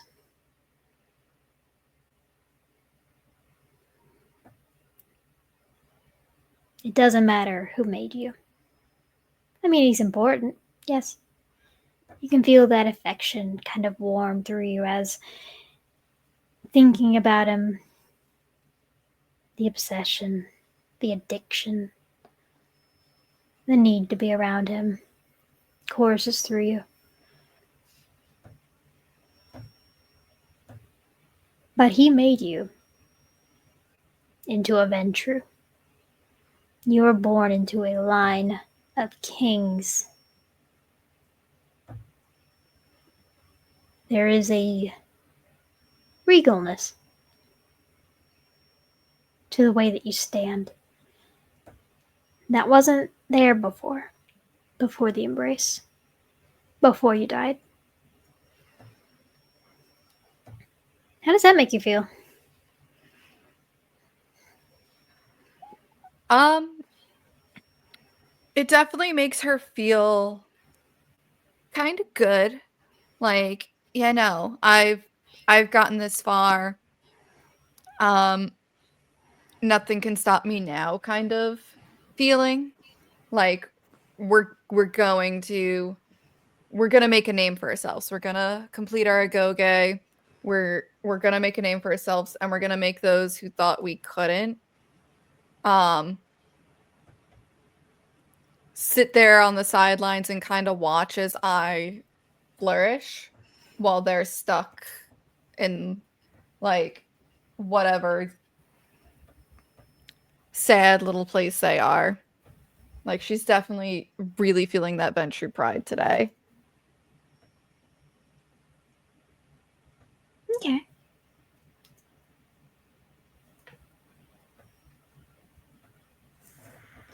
And you realize the hunger and the way that it sets in.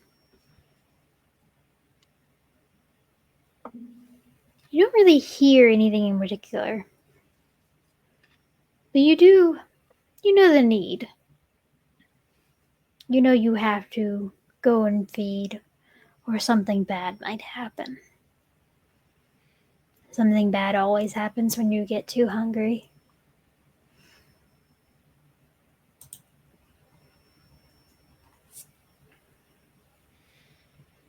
So you call Natasha? Yeah, she's gonna call Natasha to pick her up and finish getting ready for the night. Okay. She'll pick up the phone. She'll answer and tell you that she will pick you up from where you are staying. And where do you imagine that Songbird is like really staying right now? Is she still in the boathouse? If we didn't have the conversation with her sires yet, she would have stayed at the Coterie Haven. Okay. So you were at the Coterie Haven. Well, I mean, you had a bit of a conversation with your sires. Okay. It was a little bit over text, a little bit over phone. But what you know about what happened with your sires is that they are going a little bit dark in order to prepare for what is happening. Okay. So she'll be a little upset about that, but she understands it's not the first time either of them has had to go dark before. Especially, I'm sure Gavin, with like him being more of a hitman type and having to go dark after a job. Mm-hmm. And Songbird isn't unfamiliar with going dark either. She's had to do it after jobs. She's had to do it after messy feedings. Mm-hmm. It's just part of the gig at this point. But it doesn't take long for Natasha to pull up to the outside of the Coterie Haven. She'll send you a text that she's waiting outside. Yes, so she'll do one last check of the few guns that fit in her purse. She's not bringing her giant shotgun. Aw. That stays mounted on the wall at the moment. And she'll take one last look at herself, feel good about her outfit, like it's the first time in a long time that she's actually like dressed nicer. Look at the bracelet that now has all of her sire's rings on it. Take an unnecessary deep breath and then head out to go meet Natasha. By the way, what did you do with the hands? They haven't ashed yet. I probably would have put them in a box, like on her nightstand. Okay, so they're still in the styrofoam container Then on her nightstand. Yeah. Okay. Okay. But she wants the rings closer. Like she's like, I don't want to walk out of the apartments with this until like they're handled. So like probably during her day sleep they're on her nightstand so she can like have them in line of sight, but she'll probably hide them like in her closet or like under the bed when she goes out. Okay. So, you go out. You see Natasha just kind of pull up to the curb. She has got a nice, small little 4-door. It's nothing that sticks out, but it looks nice. Looks comfortable.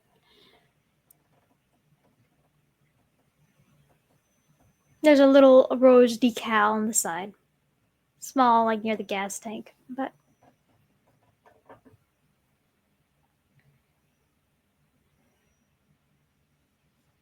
so you go out and meet her?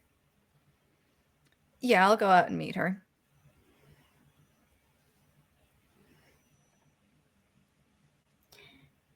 Natasha will kind of roll down the passenger side window. Get in. Yes, ma'am. And she'll get in. Okay. So Natasha, once you're in and once you're buckled in, Natasha will start driving. She looks very neat, very put together, very cozy. She's wearing a sweater you've seen her wear before. So you can tell that she doesn't just wear clothes and then toss them after the first wear. Yeah. She looks very neat, very put together. Her hair is pulled back. Her makeup is impeccably done. Her skin very smooth. She'll look over at you. So, you look hungry. I am very hungry. Okay. What do you usually... You usually go for jazz fans, right? It's easier to keep it down.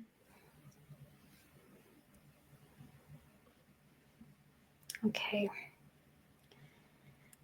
So there are a couple of different ways we could do this. There are ways that I think that might be easier for you to hunt, but might be harder to find the people you're looking for. And then there are some ways that I think would work both ways. And then there's one way that we probably shouldn't try if you're trying to kind of keep a low head. You want to hear me? Yeah, I'll hear you out. Okay. Well, there's the way that I hunt, which is basically seducing people in order to get them alone and then letting them think that you got them off in some way, shape, or fashion when it's really just the effect of the kiss.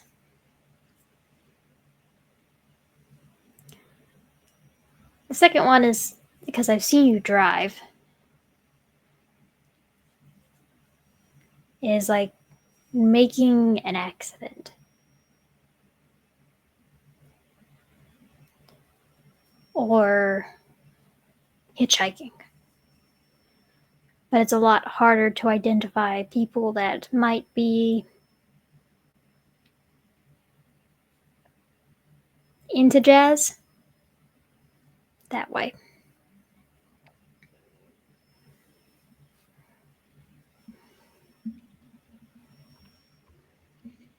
She'll nod.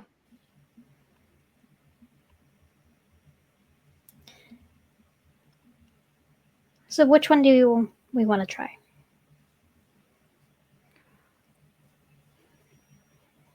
Can we try the car one? Because the way I hunt is kind of similar to you, but I still need permission.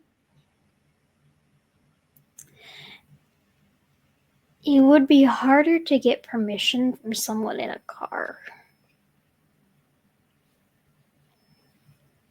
I think I have a way to convince them. Okay.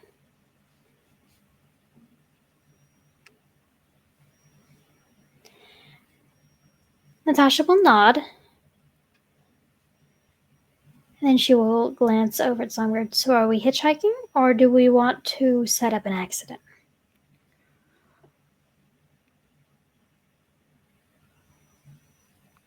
Hitchhiking might be easier.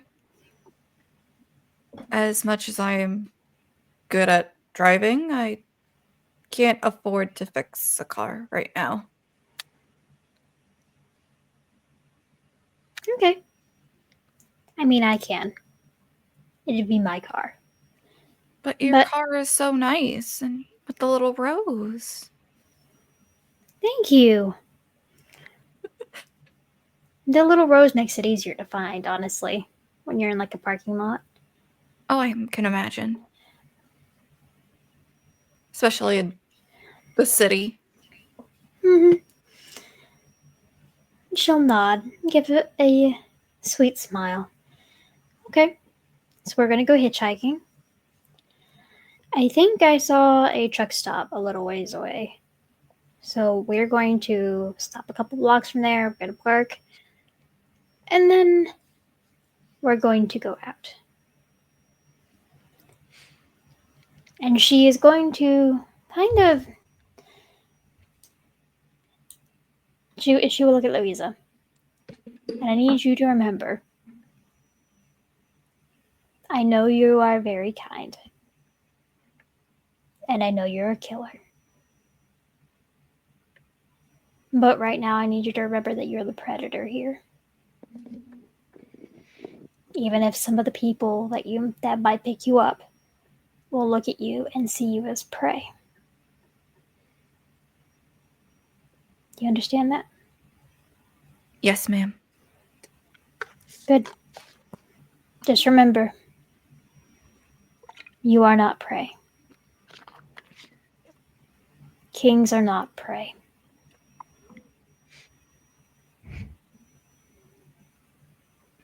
Do you understand? Understood. Good.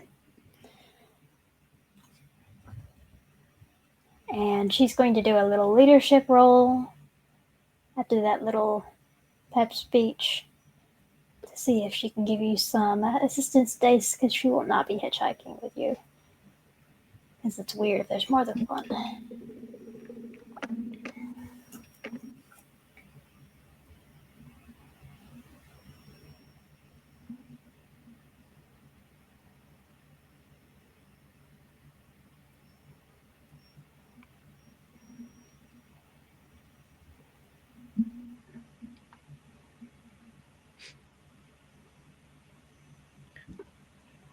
Oh, Natasha. That's good enough.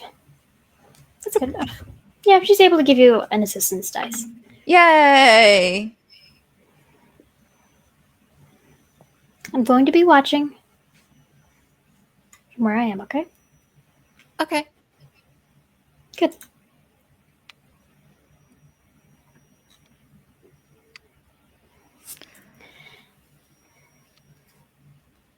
So she's going to pull up to a parking lot. And she's going to both of you are going to get out. And you're going to walk a couple blocks. And she's going to stand a little ways away to be obscured. And how are you hitchhiking, Songbird? How are we luring in these people? She's gonna start like walking around and kind of like waving an arm to see if someone will pull over. And with her outfit, she kind of looks a little bit more like she has money, so that might also entice someone. Okay. Go ahead and give me a manipulation plus persuasion, please. Manipulation, persuasion, and an assistance die. And I don't get victims yet, correct? No, you do not. Cool. You do not get victims. You're probably not going to be getting the victims this whole scene. Yay!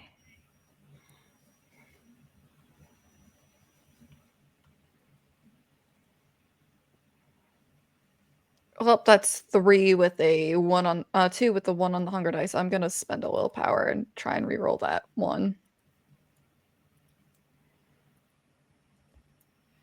I got 3 successes, still 1 on the hunger die. Okay. Well, putting a bit of leg out there made it a little easier. And since you forgot to add your looks, Oh yeah, I lowered the difficulty. I forgot looks. So 3 was good.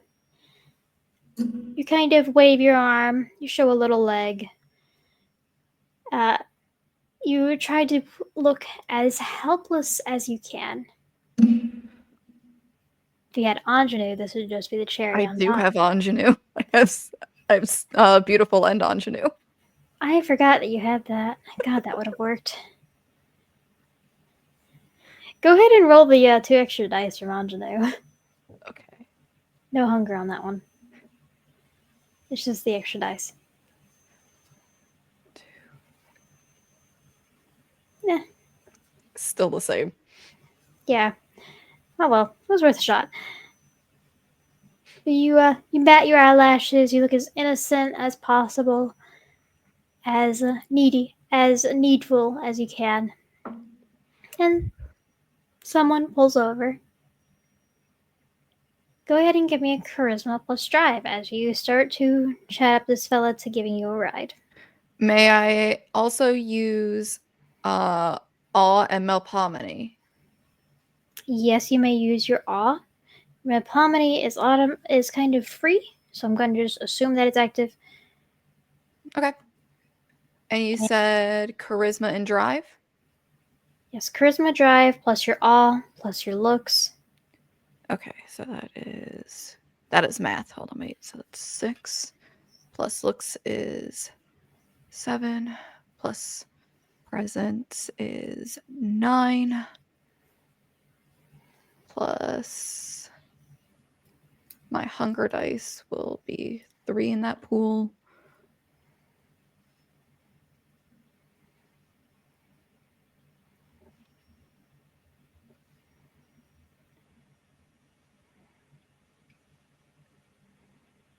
Four, but I'm not gonna risk it because there's a 10 on the hunger die. Okay. 4 is As the much- hunting difficulty in the city. Okay. You are able to slake yourself down to 1, but you will be taking 2 superficial willpower damage. Okay. As this man is not a jazz fan. So for a total of 3. Yeah. Okay, I'm fine with that. So how much superficial willpower damage have you taken so far? How much willpower have you spent? 1. So that Okay. would bring me up to 3 willpower damage. Okay. And then You're able to choke him down. He is obviously not your taste. You feel a little exhausted drinking him. Yeah. And then she'll Wait. cloud his memory. Mm-hmm.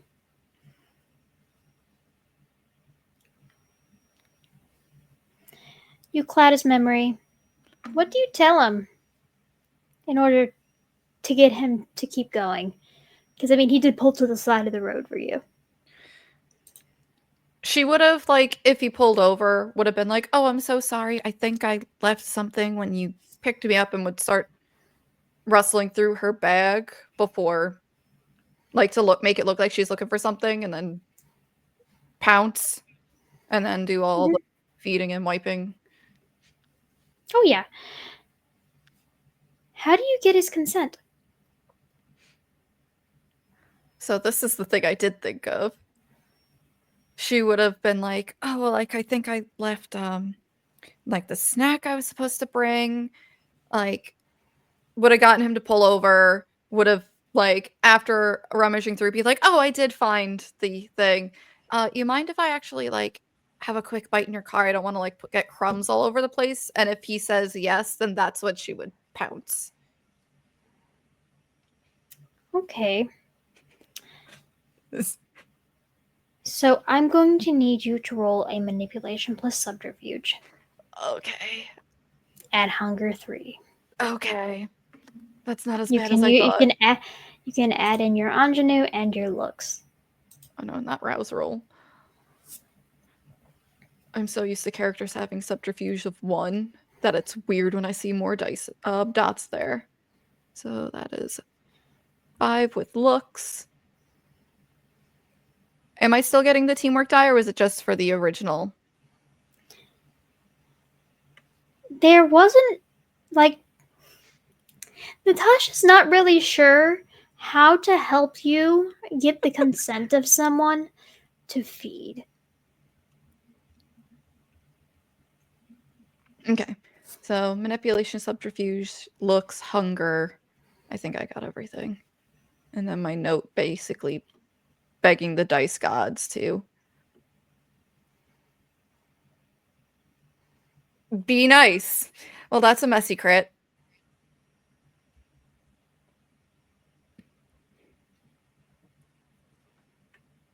Okay.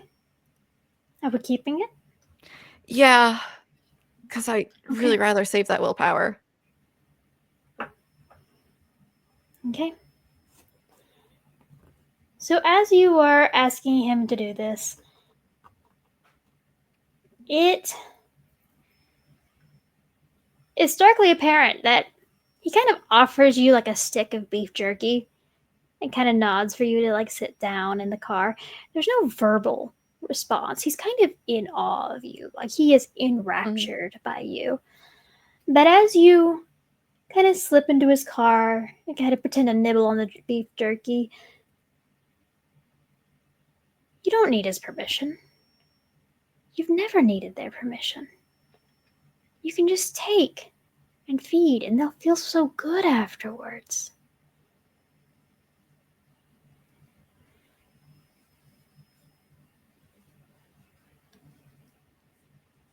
So, what does Songbird do?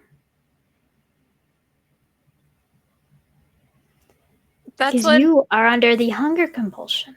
Yeah. That's when she's going to kind of like take his, if he's like holding it out, she's gonna like take his wrist and clamp down. Okay.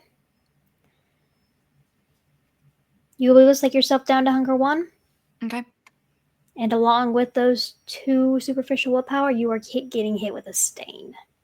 Yeah.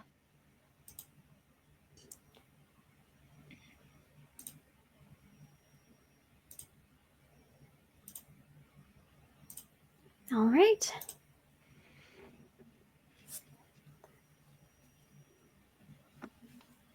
You are able to slake yourself down to hunger 1. You're able to abate your hunger compulsion. You're able to erase his memory. Send him on his way. Say thank you for the snack. You're able to say, "Oh, I think my friend is on her way," or something along those lines. And you're able to watch him drive off. Then you're able to waddle back over to where Natasha is, where she's kind of just been lurking and watching.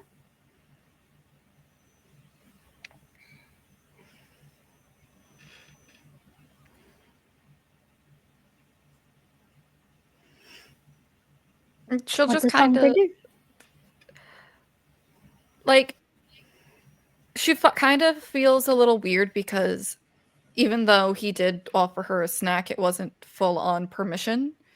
But she's happy that it didn't go as badly as she thought it was going to go for her first time in a long time hunting by herself and hunting out of her comfort zone.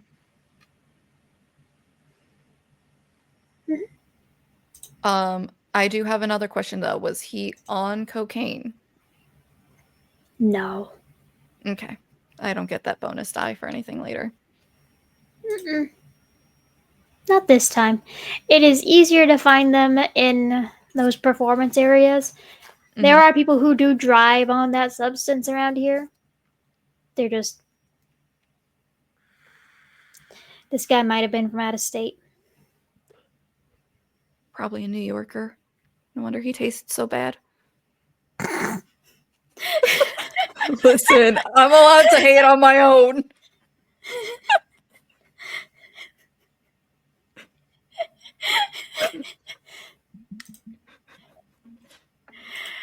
Okay. So when you get back to Natasha, what do you do? She'll report to her on how it went once they're like in the car and moving. Mhm. And like would tell her like, it felt good but bad at the same time. Is that normal? She will give you a commiserating look. Considering the way that you usually feed, it probably feels a little grosser. Yeah, it does. Next time we go out to hunt, we can try my way. See how that suits you. Okay. There are a couple motels and that kind of thing right near some of the jazz performance places, and I know some places where like musicians typically like to stay, so you might have an easier time. But yeah, truckers getting hitchhikers, it's a lot more of a gamble. Yeah. But outside of the gross, how are you feeling? Did you feed? I mean, you did feed, but Yeah, and she would also be like, would have made sure her face and her décolletage are not dripping with blood, but oh yeah, it was a very clean hunt. yay! For once. Yeah, it was a clean hunt. You left no evidence behind. You made sure that his mind was wiped and that you licked it clean.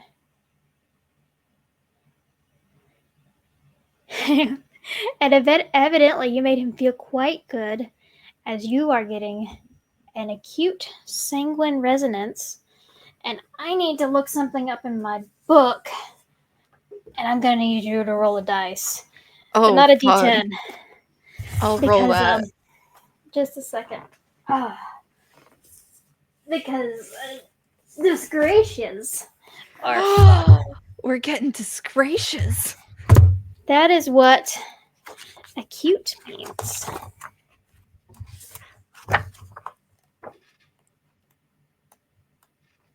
Totally don't have another character in the back of my head getting excited about that.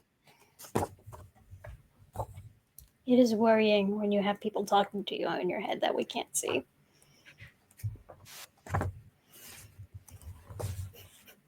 Don't worry, it happens to me all the time. My characters constantly have arguments in the back of my head. It's hilarious. Let's see. 1, 2, 3, 4, 5, 6. Go ahead and roll me a d6. Ooh, a D6.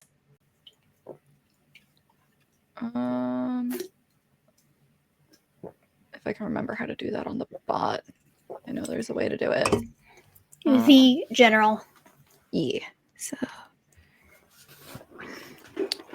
I'll dice that 1 D6.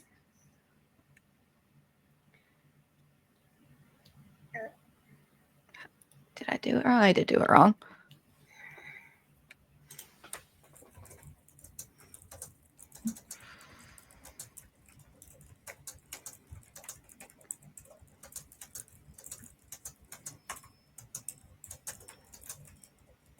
There we go. I forgot to put the 1 in front of the D6. I got a 3. Okay. 1, 2, 3.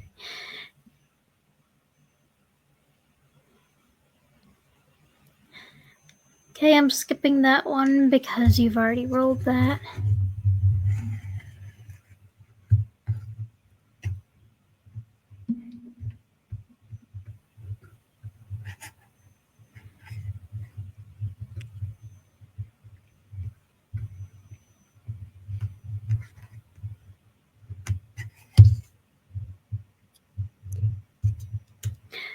Okay. So what you're getting is contagious enthusiasm. I am going to take a screenshot of that and put it in your channel. Yay! I get the feeling once I show you this, you're not going to feed for a while.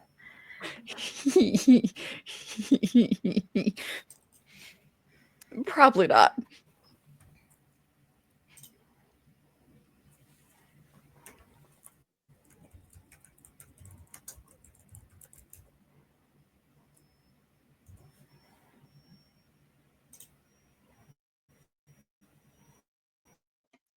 Ooh, okay. I like that little perk and the little thing there under disciplines.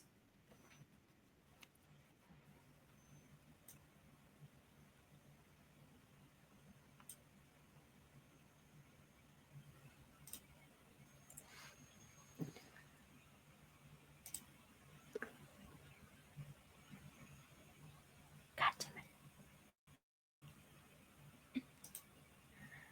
Okay, I will eventually put this in your channel once What page is Discord it on? I'll loads pull it up. again. I have the books. What page is it on? Oh, it's a 230. Normal book? Player's guide? Normal book. Okay, I'll pull it up so you don't have to worry about it. Up there it goes. It just As I open the book. yeah, it has to happen. Yeah, that's what it is. But for our readers at home, the sanguine disgratia of contagious enthusiasm. Very good. Didn't mean to click that. Contagious enthusiasm. If you can touch your target skin to skin and sweat to sweat, you can add 3 dice to one test to convince them to do something. Treat this disgratia as dominate with regards to core beliefs, secrets, and so forth.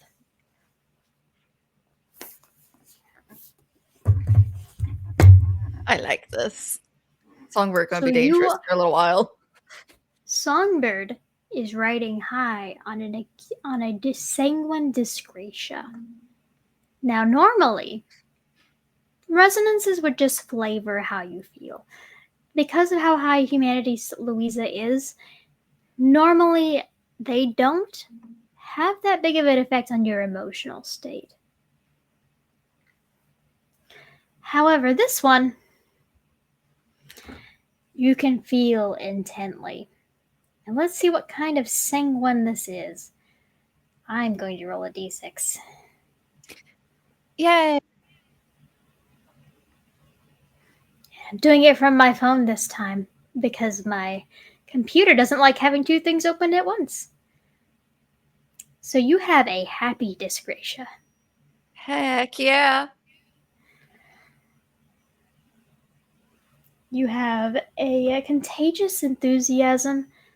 Because that guy was pretty peppy, even if he was kind of quiet in his awe of you. It's almost like you made him nervous. I made him nervous. Just little. Just a little nervous. But yeah, so you feel this happiness come from this feed. And you've never had blood that intense before. You're very accustomed with sanguine blood. That is almost completely what usually your herds have been. It's almost completely what the people that come through the various clubs that you have worked at have been. Usually sanguine, or the complete opposite end of the spectrum in melancholy, because jazz also attracts a lot of depressed people. Mm-hmm. Just look at my touchstone.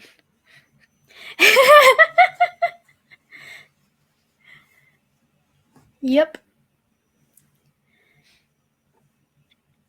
But yeah, she'd kind of feeling herself like, yeah, she's very angry still with the whole situation about her sire, but she's definitely outwardly presenting a little bit more chipper and a little bit more like ready to go. Like let's take the night. Like the night is ours kind of energy. Mm-hmm. Natasha would just kind of give you an amused look.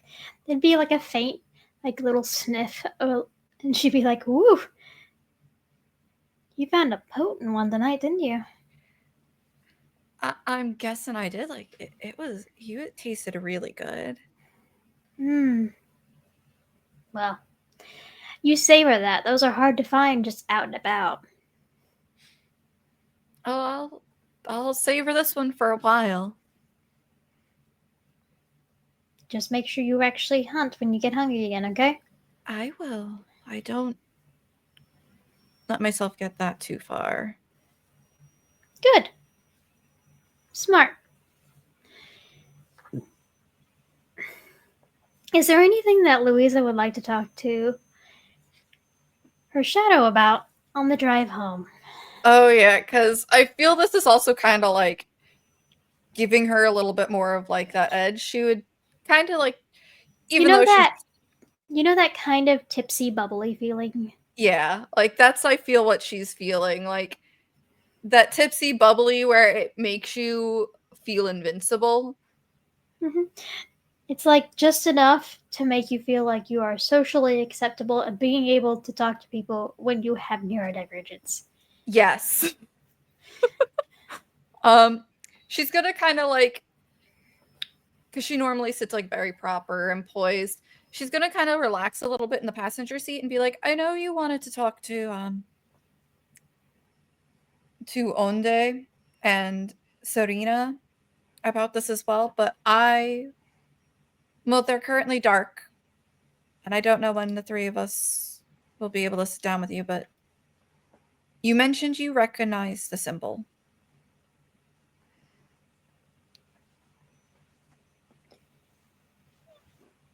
Natasha would go quiet for a moment. Yeah, I recognize it. From Sicily.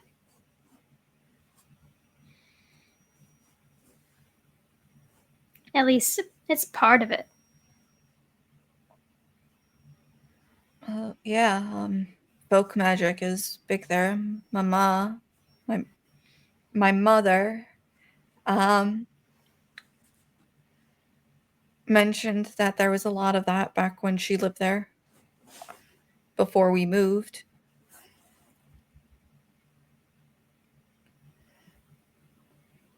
Natasha will nod.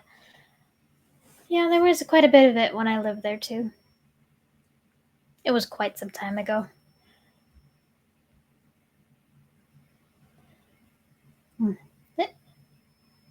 And you'll kind of see the way that her hands tighten around the wheel for a moment. Huh. It's been quite some time.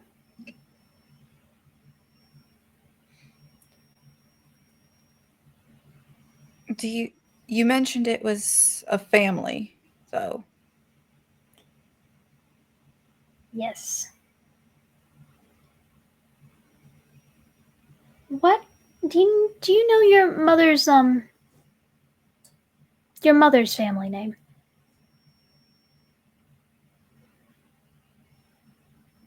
You Katie do. with one, but Songbird would know. The name you remember that your mother occasionally you kind of mentioning to you but telling you not to say too loudly in public. Because Italian family things. Mm-hmm. Was Malgiri. Yeah, she would kind of like look a little confused and be like, I mean, her maiden name was Malgiri.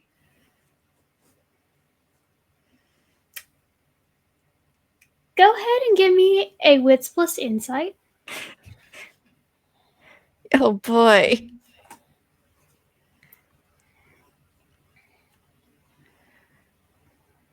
Let's see. Can I read Natasha? I lost the dice spot. There we go.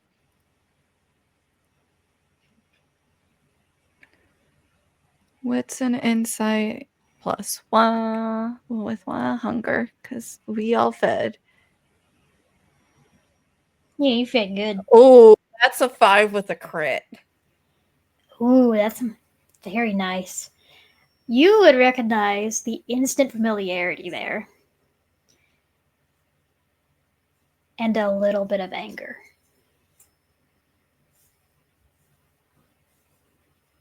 Not a lot. It's barely there. It was there for just a flicker of a moment. But she recognizes the name. And with that crit, you would recognize kind of what has fueled that anger. Almost like this heartbroken grief.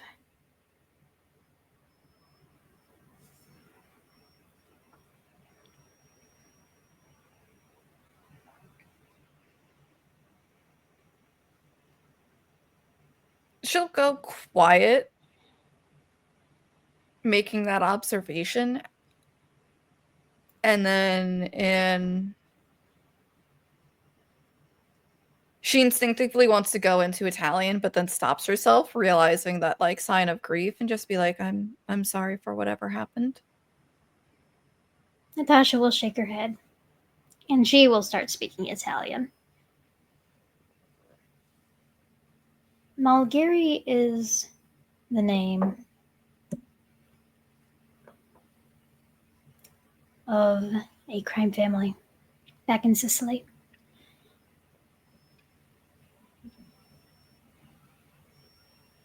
They were very in underground and close ties with the Vatican. And they were... She pull over to the side of the road. And let her hands drop to her lap. As she kind of looks over you. Like she's analyzing your features. From those big blue eyes to that curly brown hair. That innocent expression. That genuine expression of condolences.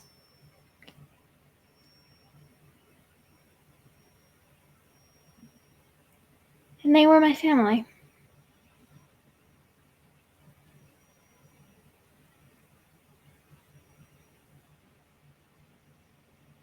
Songbird looks very confused.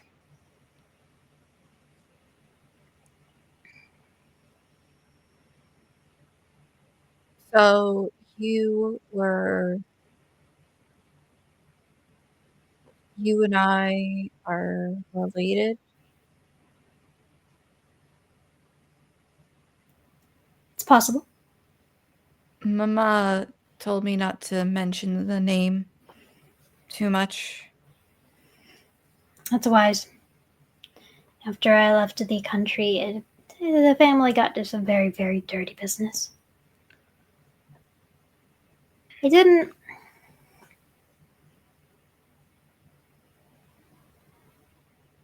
Well, I had one. I had a boy. I didn't know he survived.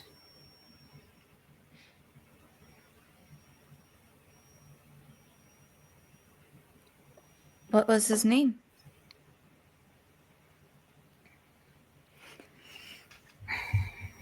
Antonio.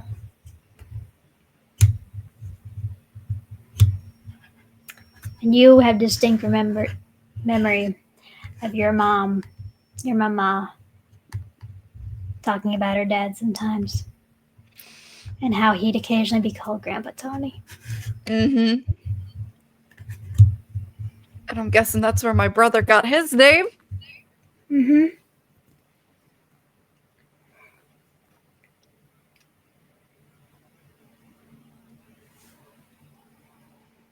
And then she'll do like mental math on like family trees, and she's like, I mean, if it's the same person, then would you? Because I had a Papa Tony, Grandpa, named Antonio. So would that make you my great grandmother? And now Songbird is also now looking at Natasha's features to see if there's any family resemblance. Okay. Go ahead and give me. God, you're gonna need to up your intelligence at some point. Give me an intelligence and insight. The difficulty is low. That is 2 dice, people. One of these days you're gonna give in.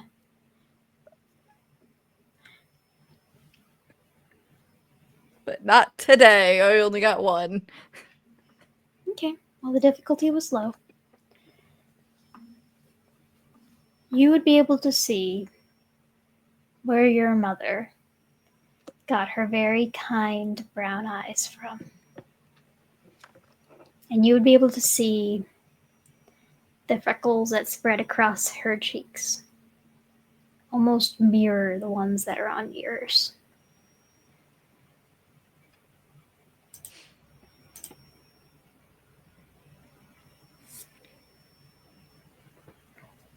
Yeah, Songbird's just gonna kind of let the car go silent. As she's now taking this all in, like, she's still feeling that buzz and it hasn't fully killed it yet, but she's just like, all of this makes too much sense now.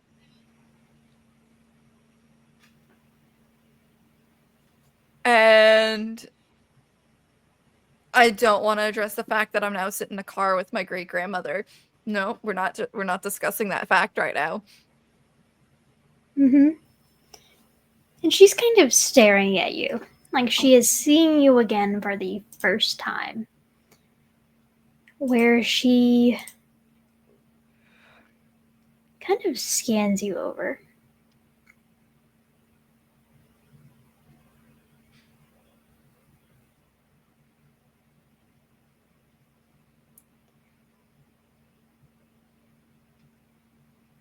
I didn't think they would get to the rest of my family. They? What we are. Oh. It's dangerous to pull from families like ours.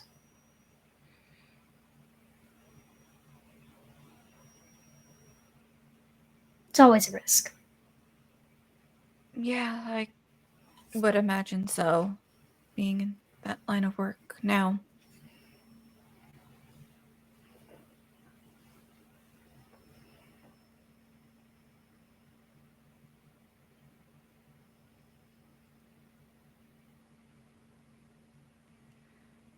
It's nice to meet you, Louisa. It's nice to meet you too. You can keep calling me Sombra Rosa. Yeah, and her lip will quiver at that a little bit.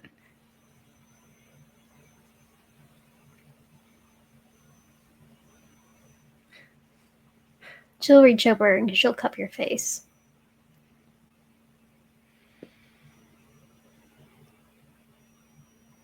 It's okay.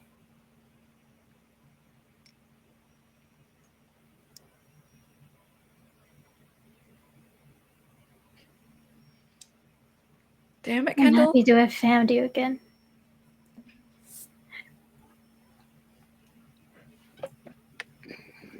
She'll just nod and she'll let like a little blood tear trickle down. And then she'll just like kind of lean over and give her like a really tight squeeze. Because now like all these emotions are flooding in and she has so many questions, but it's like, we also have business tonight that we have to take care of. And the rest should probably be answered with Cyrus present. Oh, yeah. Natasha will give her a very tight squeeze.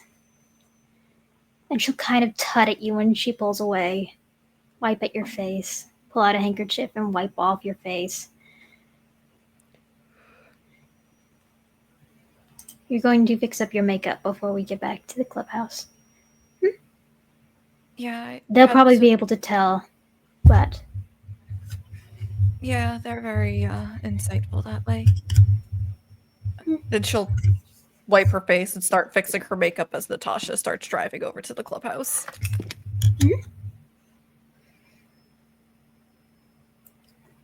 And with that, we will head back to the clubhouse. Friends! As everyone starts to filter in, Percy and Maddie, y'all are there first, followed by Cal, and then lastly by Louisa and Natasha.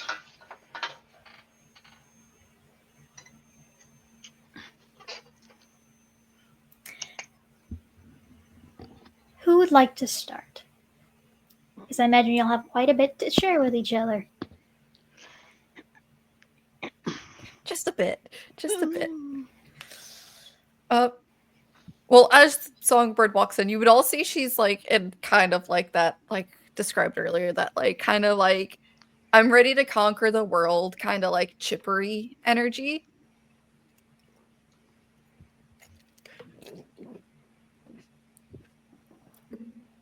And like is constantly smiling, but like trying to not smile, but is still smiling and is like, I don't care, I'm in a good mood.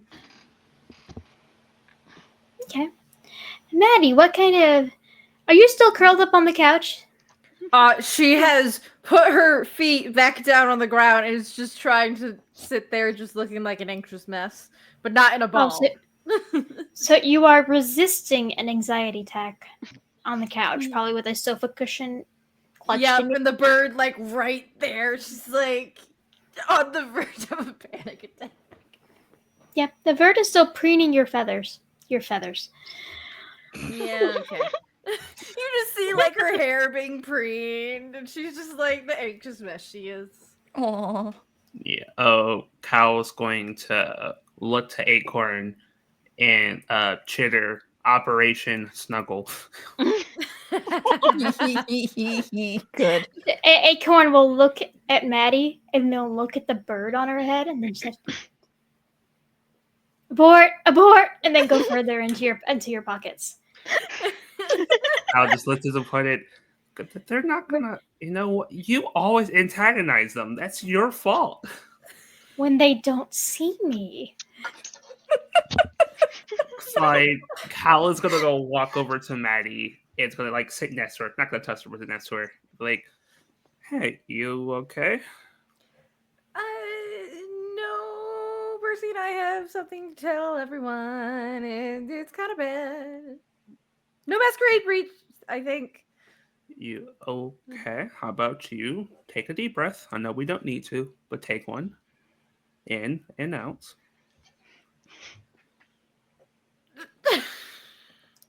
Does Maddie do it? And she like looks to the adults in the room. The adult. Natasha will have given you a very quiet nod, and she's going to turn on the TV in there. She's going to flip it to a channel, and you see dancing fruit.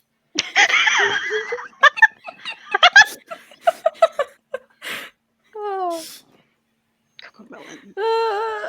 Cocomelon or VeggieTales? Because my mind went to VeggieTales. Cocomelon. Oh God. So Percy and I went hunting, and I heard a drone, and I looked across the street, and there was a drone, but that's not the drone I heard. And then the sound apparently stopped. There was a drone stalking us. A small one. I could hear it, but I couldn't see it. And then Percy said it stopped once I said that there was something watching us. So we skedaddled. Were you followed back here? I don't think so. Percy led us on a good alternative route. Okay. Do you think it's maybe the same people that attacked you before? I don't know. There was a car. I presume Maddie was able to get the license plate number. So kind of like raise her eyebrow at Maddie. Yeah, Yeah, she was. I got it. There was a car in the vicinity, and that's kind of what tipped me off in the first place. It's followed me before, and I don't know if it's a coincidence it was in the area or not. If the man piloting the drone on the other side of the street was not our man, they could have been in the car. Percy. Yes. While Maddie was having an existential crisis on the couch with her phone in her lap, you got some information back from your contact about that project you've been doing Yeah. because it's finished. Yes. I need to go to my channel and figure out what project that was. That's it. I'll just tell you. Please, because my memory is like, no, what? Project? my memory went project.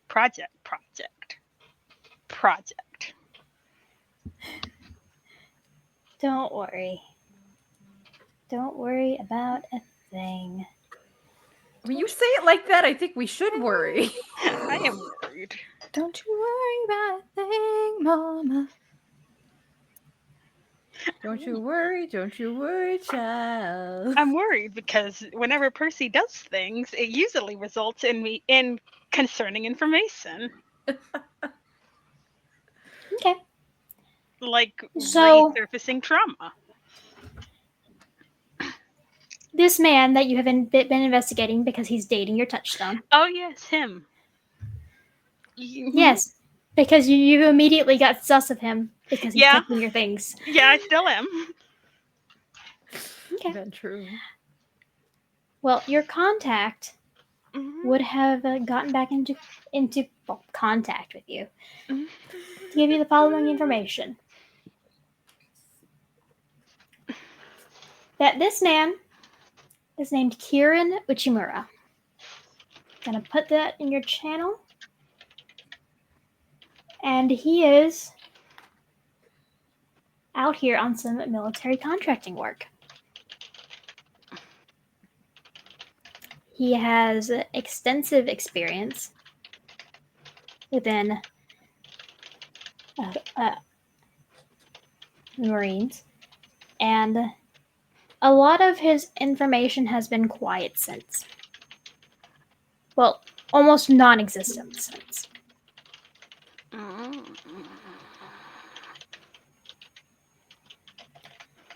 And he seems to be working with a group of other people that are kind of hard to completely identify.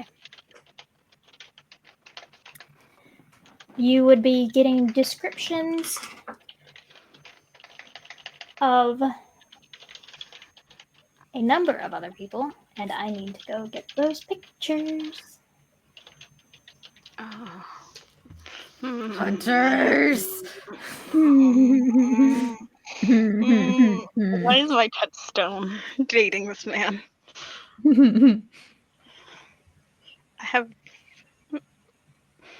I suddenly have a thought for a Percy solo session. Hey, break up. Hey, Leo, you want to meet up? You want to bring your boyfriend around? No You reason. want to traumatize your touchstone? That's how you traumatize a touchstone. Not if you have Percy just needs to get forgetful mind and then just wipe everyone's memory of it. Yeah, it's Okay, fine. so, I'm sure I can find Stop it. This making all man- your problems. Yes. This man is Kieran Uchimura. I'm putting it in your channel. And they would load faster. He doesn't want to load faster. But I'm asking so nicely, and this is as nicely as I'm going to ask Discord because it's been so mean to me lately.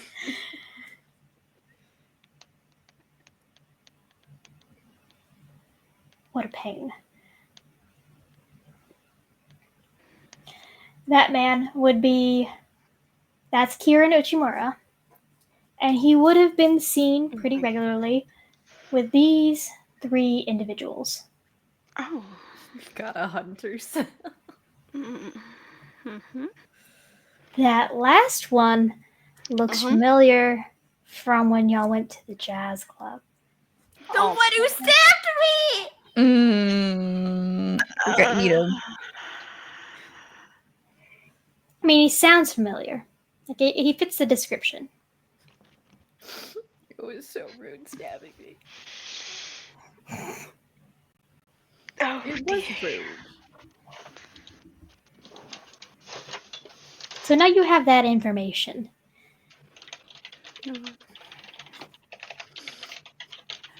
Sheriff? Sheriff!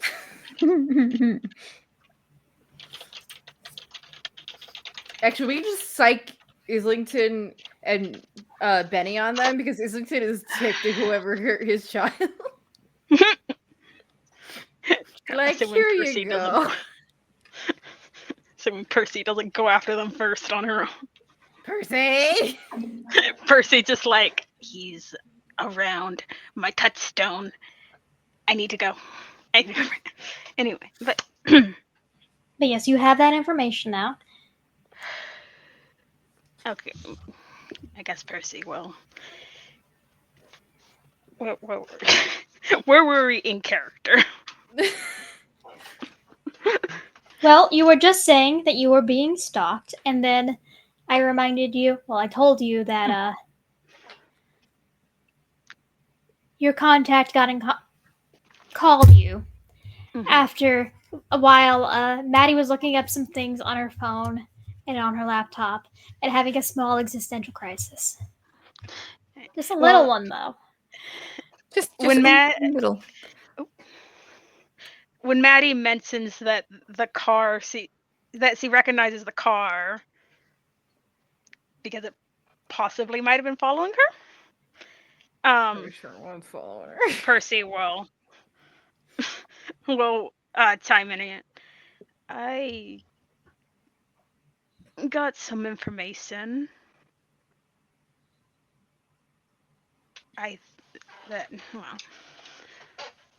Someone I know might be in contact with some suspicious individuals. One of which sounds a lot like the man who, in the jazz club, who stabbed you, Maddie. Oh.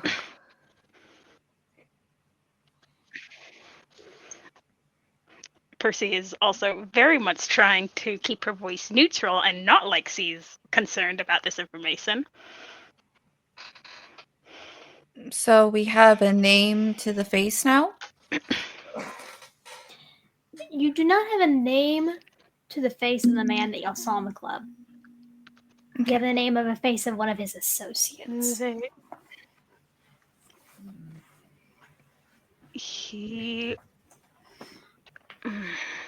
Percy's gonna hesitate a little bit as he tries to decide how much he wants to share with the Natasha's coterie. paying very close attention to you.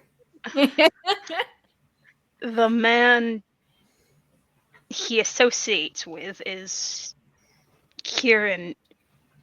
How do you pronounce that? Uchimura. Uchimura. It's Japanese. Uchimura.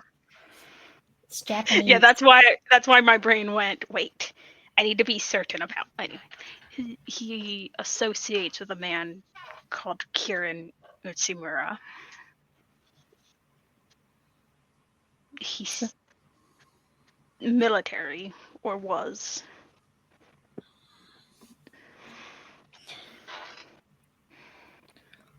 What you would have been told about him. And one last thing is that he was dishonorably discharged. Oh no. That's no bueno.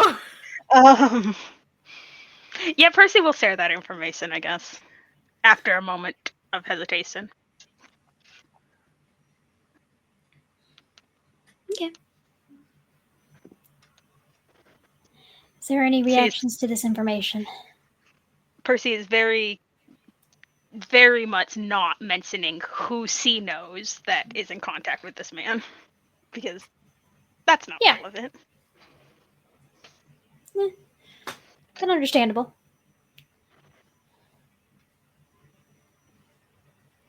Maddie's just like even more anxious.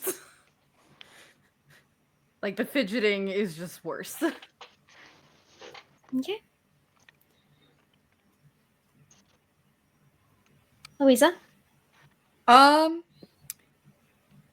She kind of is like kind of hyped that we now have a name to at least someone involved with Maddie's stabbing. Potentially. Like, she's just like, all right, like, we got a name, and is like muttering to herself, like, the formation of like a plan. Like, we could totally capture this guy, like, torture him for information, like, going into more mafia mentality about this now. No. Say that out loud. Percy will agree. Like, she's muttering it, so she's not being quiet, but she's like, we could like capture him, like torture him for information, like we could do this and like that, and like a lot of mafia mentality stuff. Natasha will pipe up. Torture doesn't work. We could capture him. There are ways to get into his head, though. We could capture him. That's a good idea. But capturing him is definitely an option if it's available. Yeah, I don't want any of you putting yourselves at risk in order to take him out alive. If he comes at us again. Does Cal have any response to this?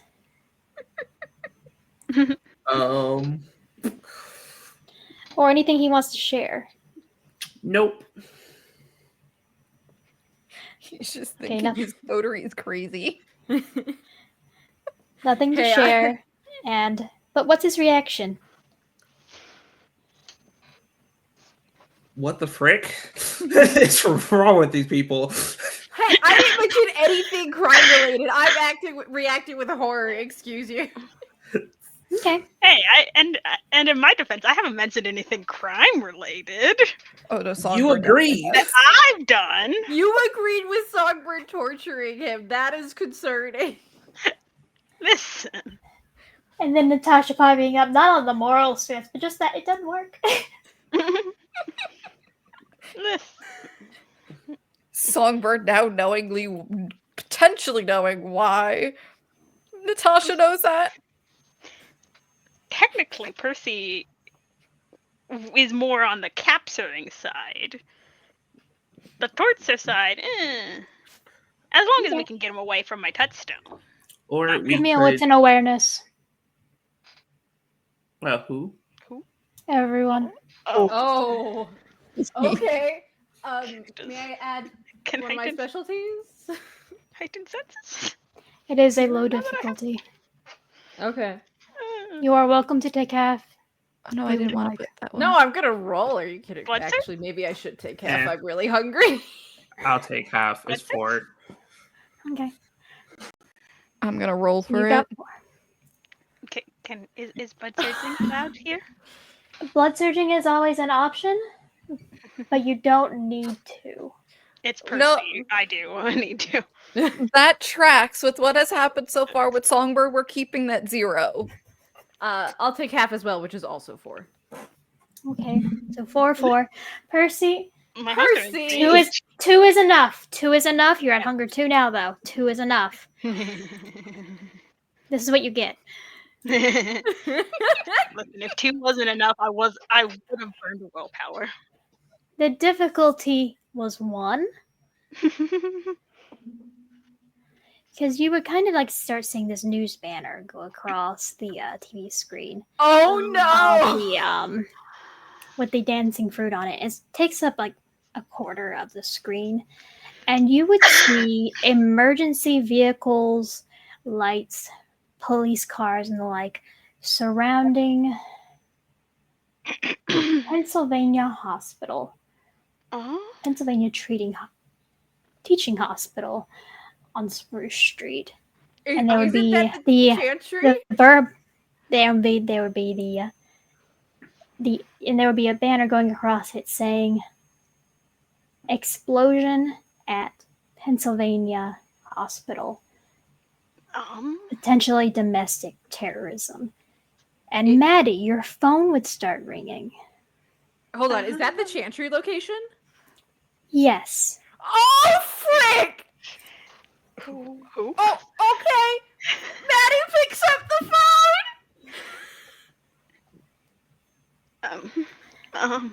You're muted, Jeremiah. Maddie, Yes? where are you? I'm at the Coterie Haven. Stay there. There's been an explosion in the Chantry. Okay. I will get in touch with you. Until then, depend on Natasha and your coterie mates. Okay. Do you know where Jerry is? Jerry is unaccounted for. Okay. I saw the car that followed us earlier today. I'll be going to ground. Okay. I will contact you when I have a safe means. Trust Natasha, your coterie mates, and Benny, and no one else. Yes, sir. Stay out of sight if you can. I will. I have to go. Okay. With that, you will hang up. Do you try calling Jerry? Yes. She tries to get a hold of Jerry immediately. Because she doesn't know where he went. You call. You are sent straight to voicemail. Oh, no. Okay. Full-blown anxiety attack. Panic attack. Yeah. Give me your remaining willpower plus a third of your humanity. Okay. 5, 6, 7. Wait, 5, 6, 7, 8. Am I 8 humanity? No. I am 8 humanity. I'm never 8 humanity. That means you Okay. get 2 extra dice. Okay, so I'm rolling 4 total. That is 0 successes! Wow. It's a night now. It's just, Oh, and I'm sitting right next to you. Oh, this is we're gonna be getting great. spice. We're getting spice now. Okay. I could have Maddie, used my lore sheet, but I don't care. This is juicier. so you want to... Okay. So,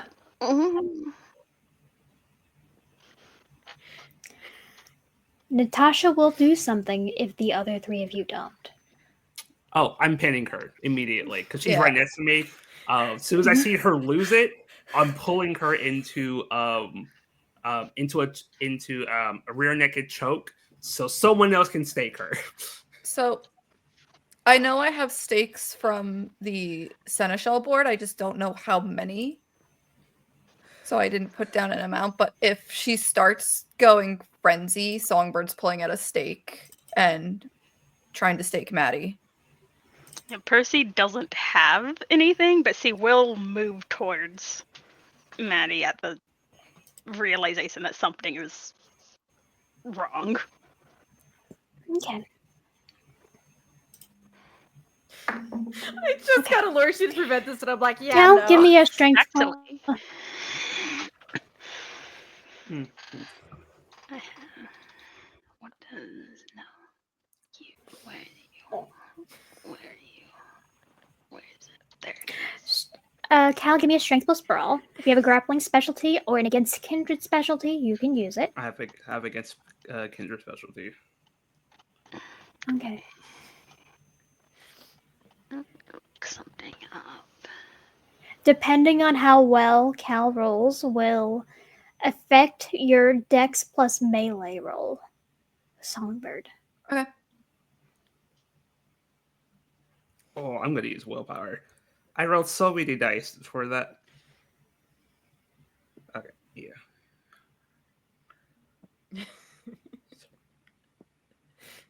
Okay, 4. Okay. So, Okay. I am rolling for Maddie. You are so lucky she's not built to fight. Oh, I know.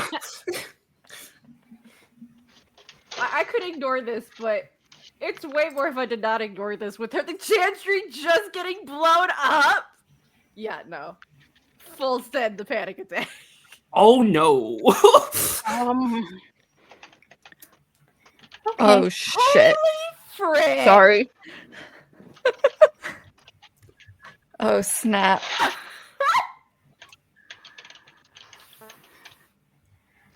Louisa, Mm-hmm. you are going to be getting 4 extra dice to staking Maddie. That was an epic special fail. God.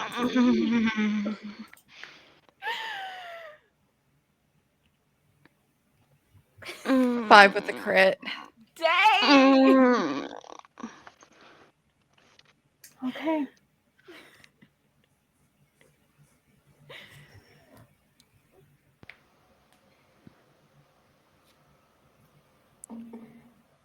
So, the way that I'm going to rule this, Louisa, you drive in the stake, surely and truly. It goes all the way in, it comes out the other side. Maddie, in your absolute fervor and hunger, and with all of the strength and accuracy that Louisa has, your hunger raises. And it raises. And you're going into torpor. Oh, frick. Okay. Well, Until you can be awoken again. Or until the week passes. Then you will rouse. Naturally. But you are in a deep sleep. hot dang. Probably for the best. And you are taking an aggravated health damage. Just one. Okay. Sorry. I mean, It's you did okay. double the steel fail, so I mean, I get it. I chose this. I literally just got the new lore sheet where I can ignore a frenzy per session, and I chose not to, so it's totally on me. And if Maddie's in torpor, she can't do anything stupid, so. If Maddie's in torpor, she is not thinking, period. Ah, the way to escape anxiety. And with that, we will bring this session of Philly by Night to a close with the Philadelphia Tremere Chantry compromised. We'll see you next time. Now, if everyone below, starting with Louisa, would drop their information so people can know where to find them.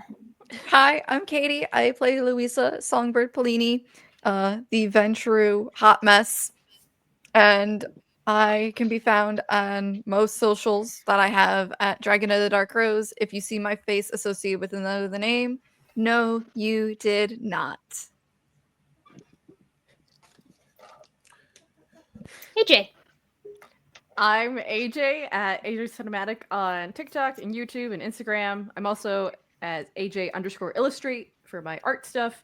And I play Maddie Clark, the anxiety-ridden Tremere.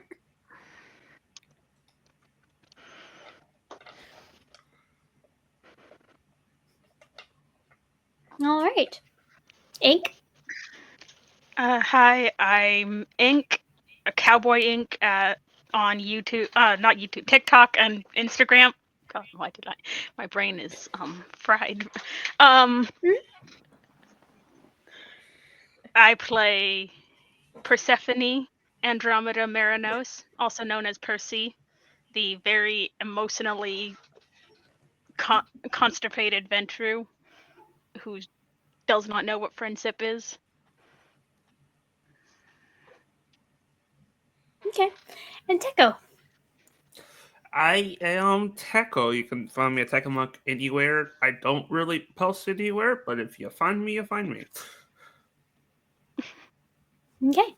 And I am Kendall, also known as Kendall NS on TikTok. If you find me anywhere else, why are you looking for me there? You really shouldn't be. It was a pleasure to storytell tonight, and we will see you all next time.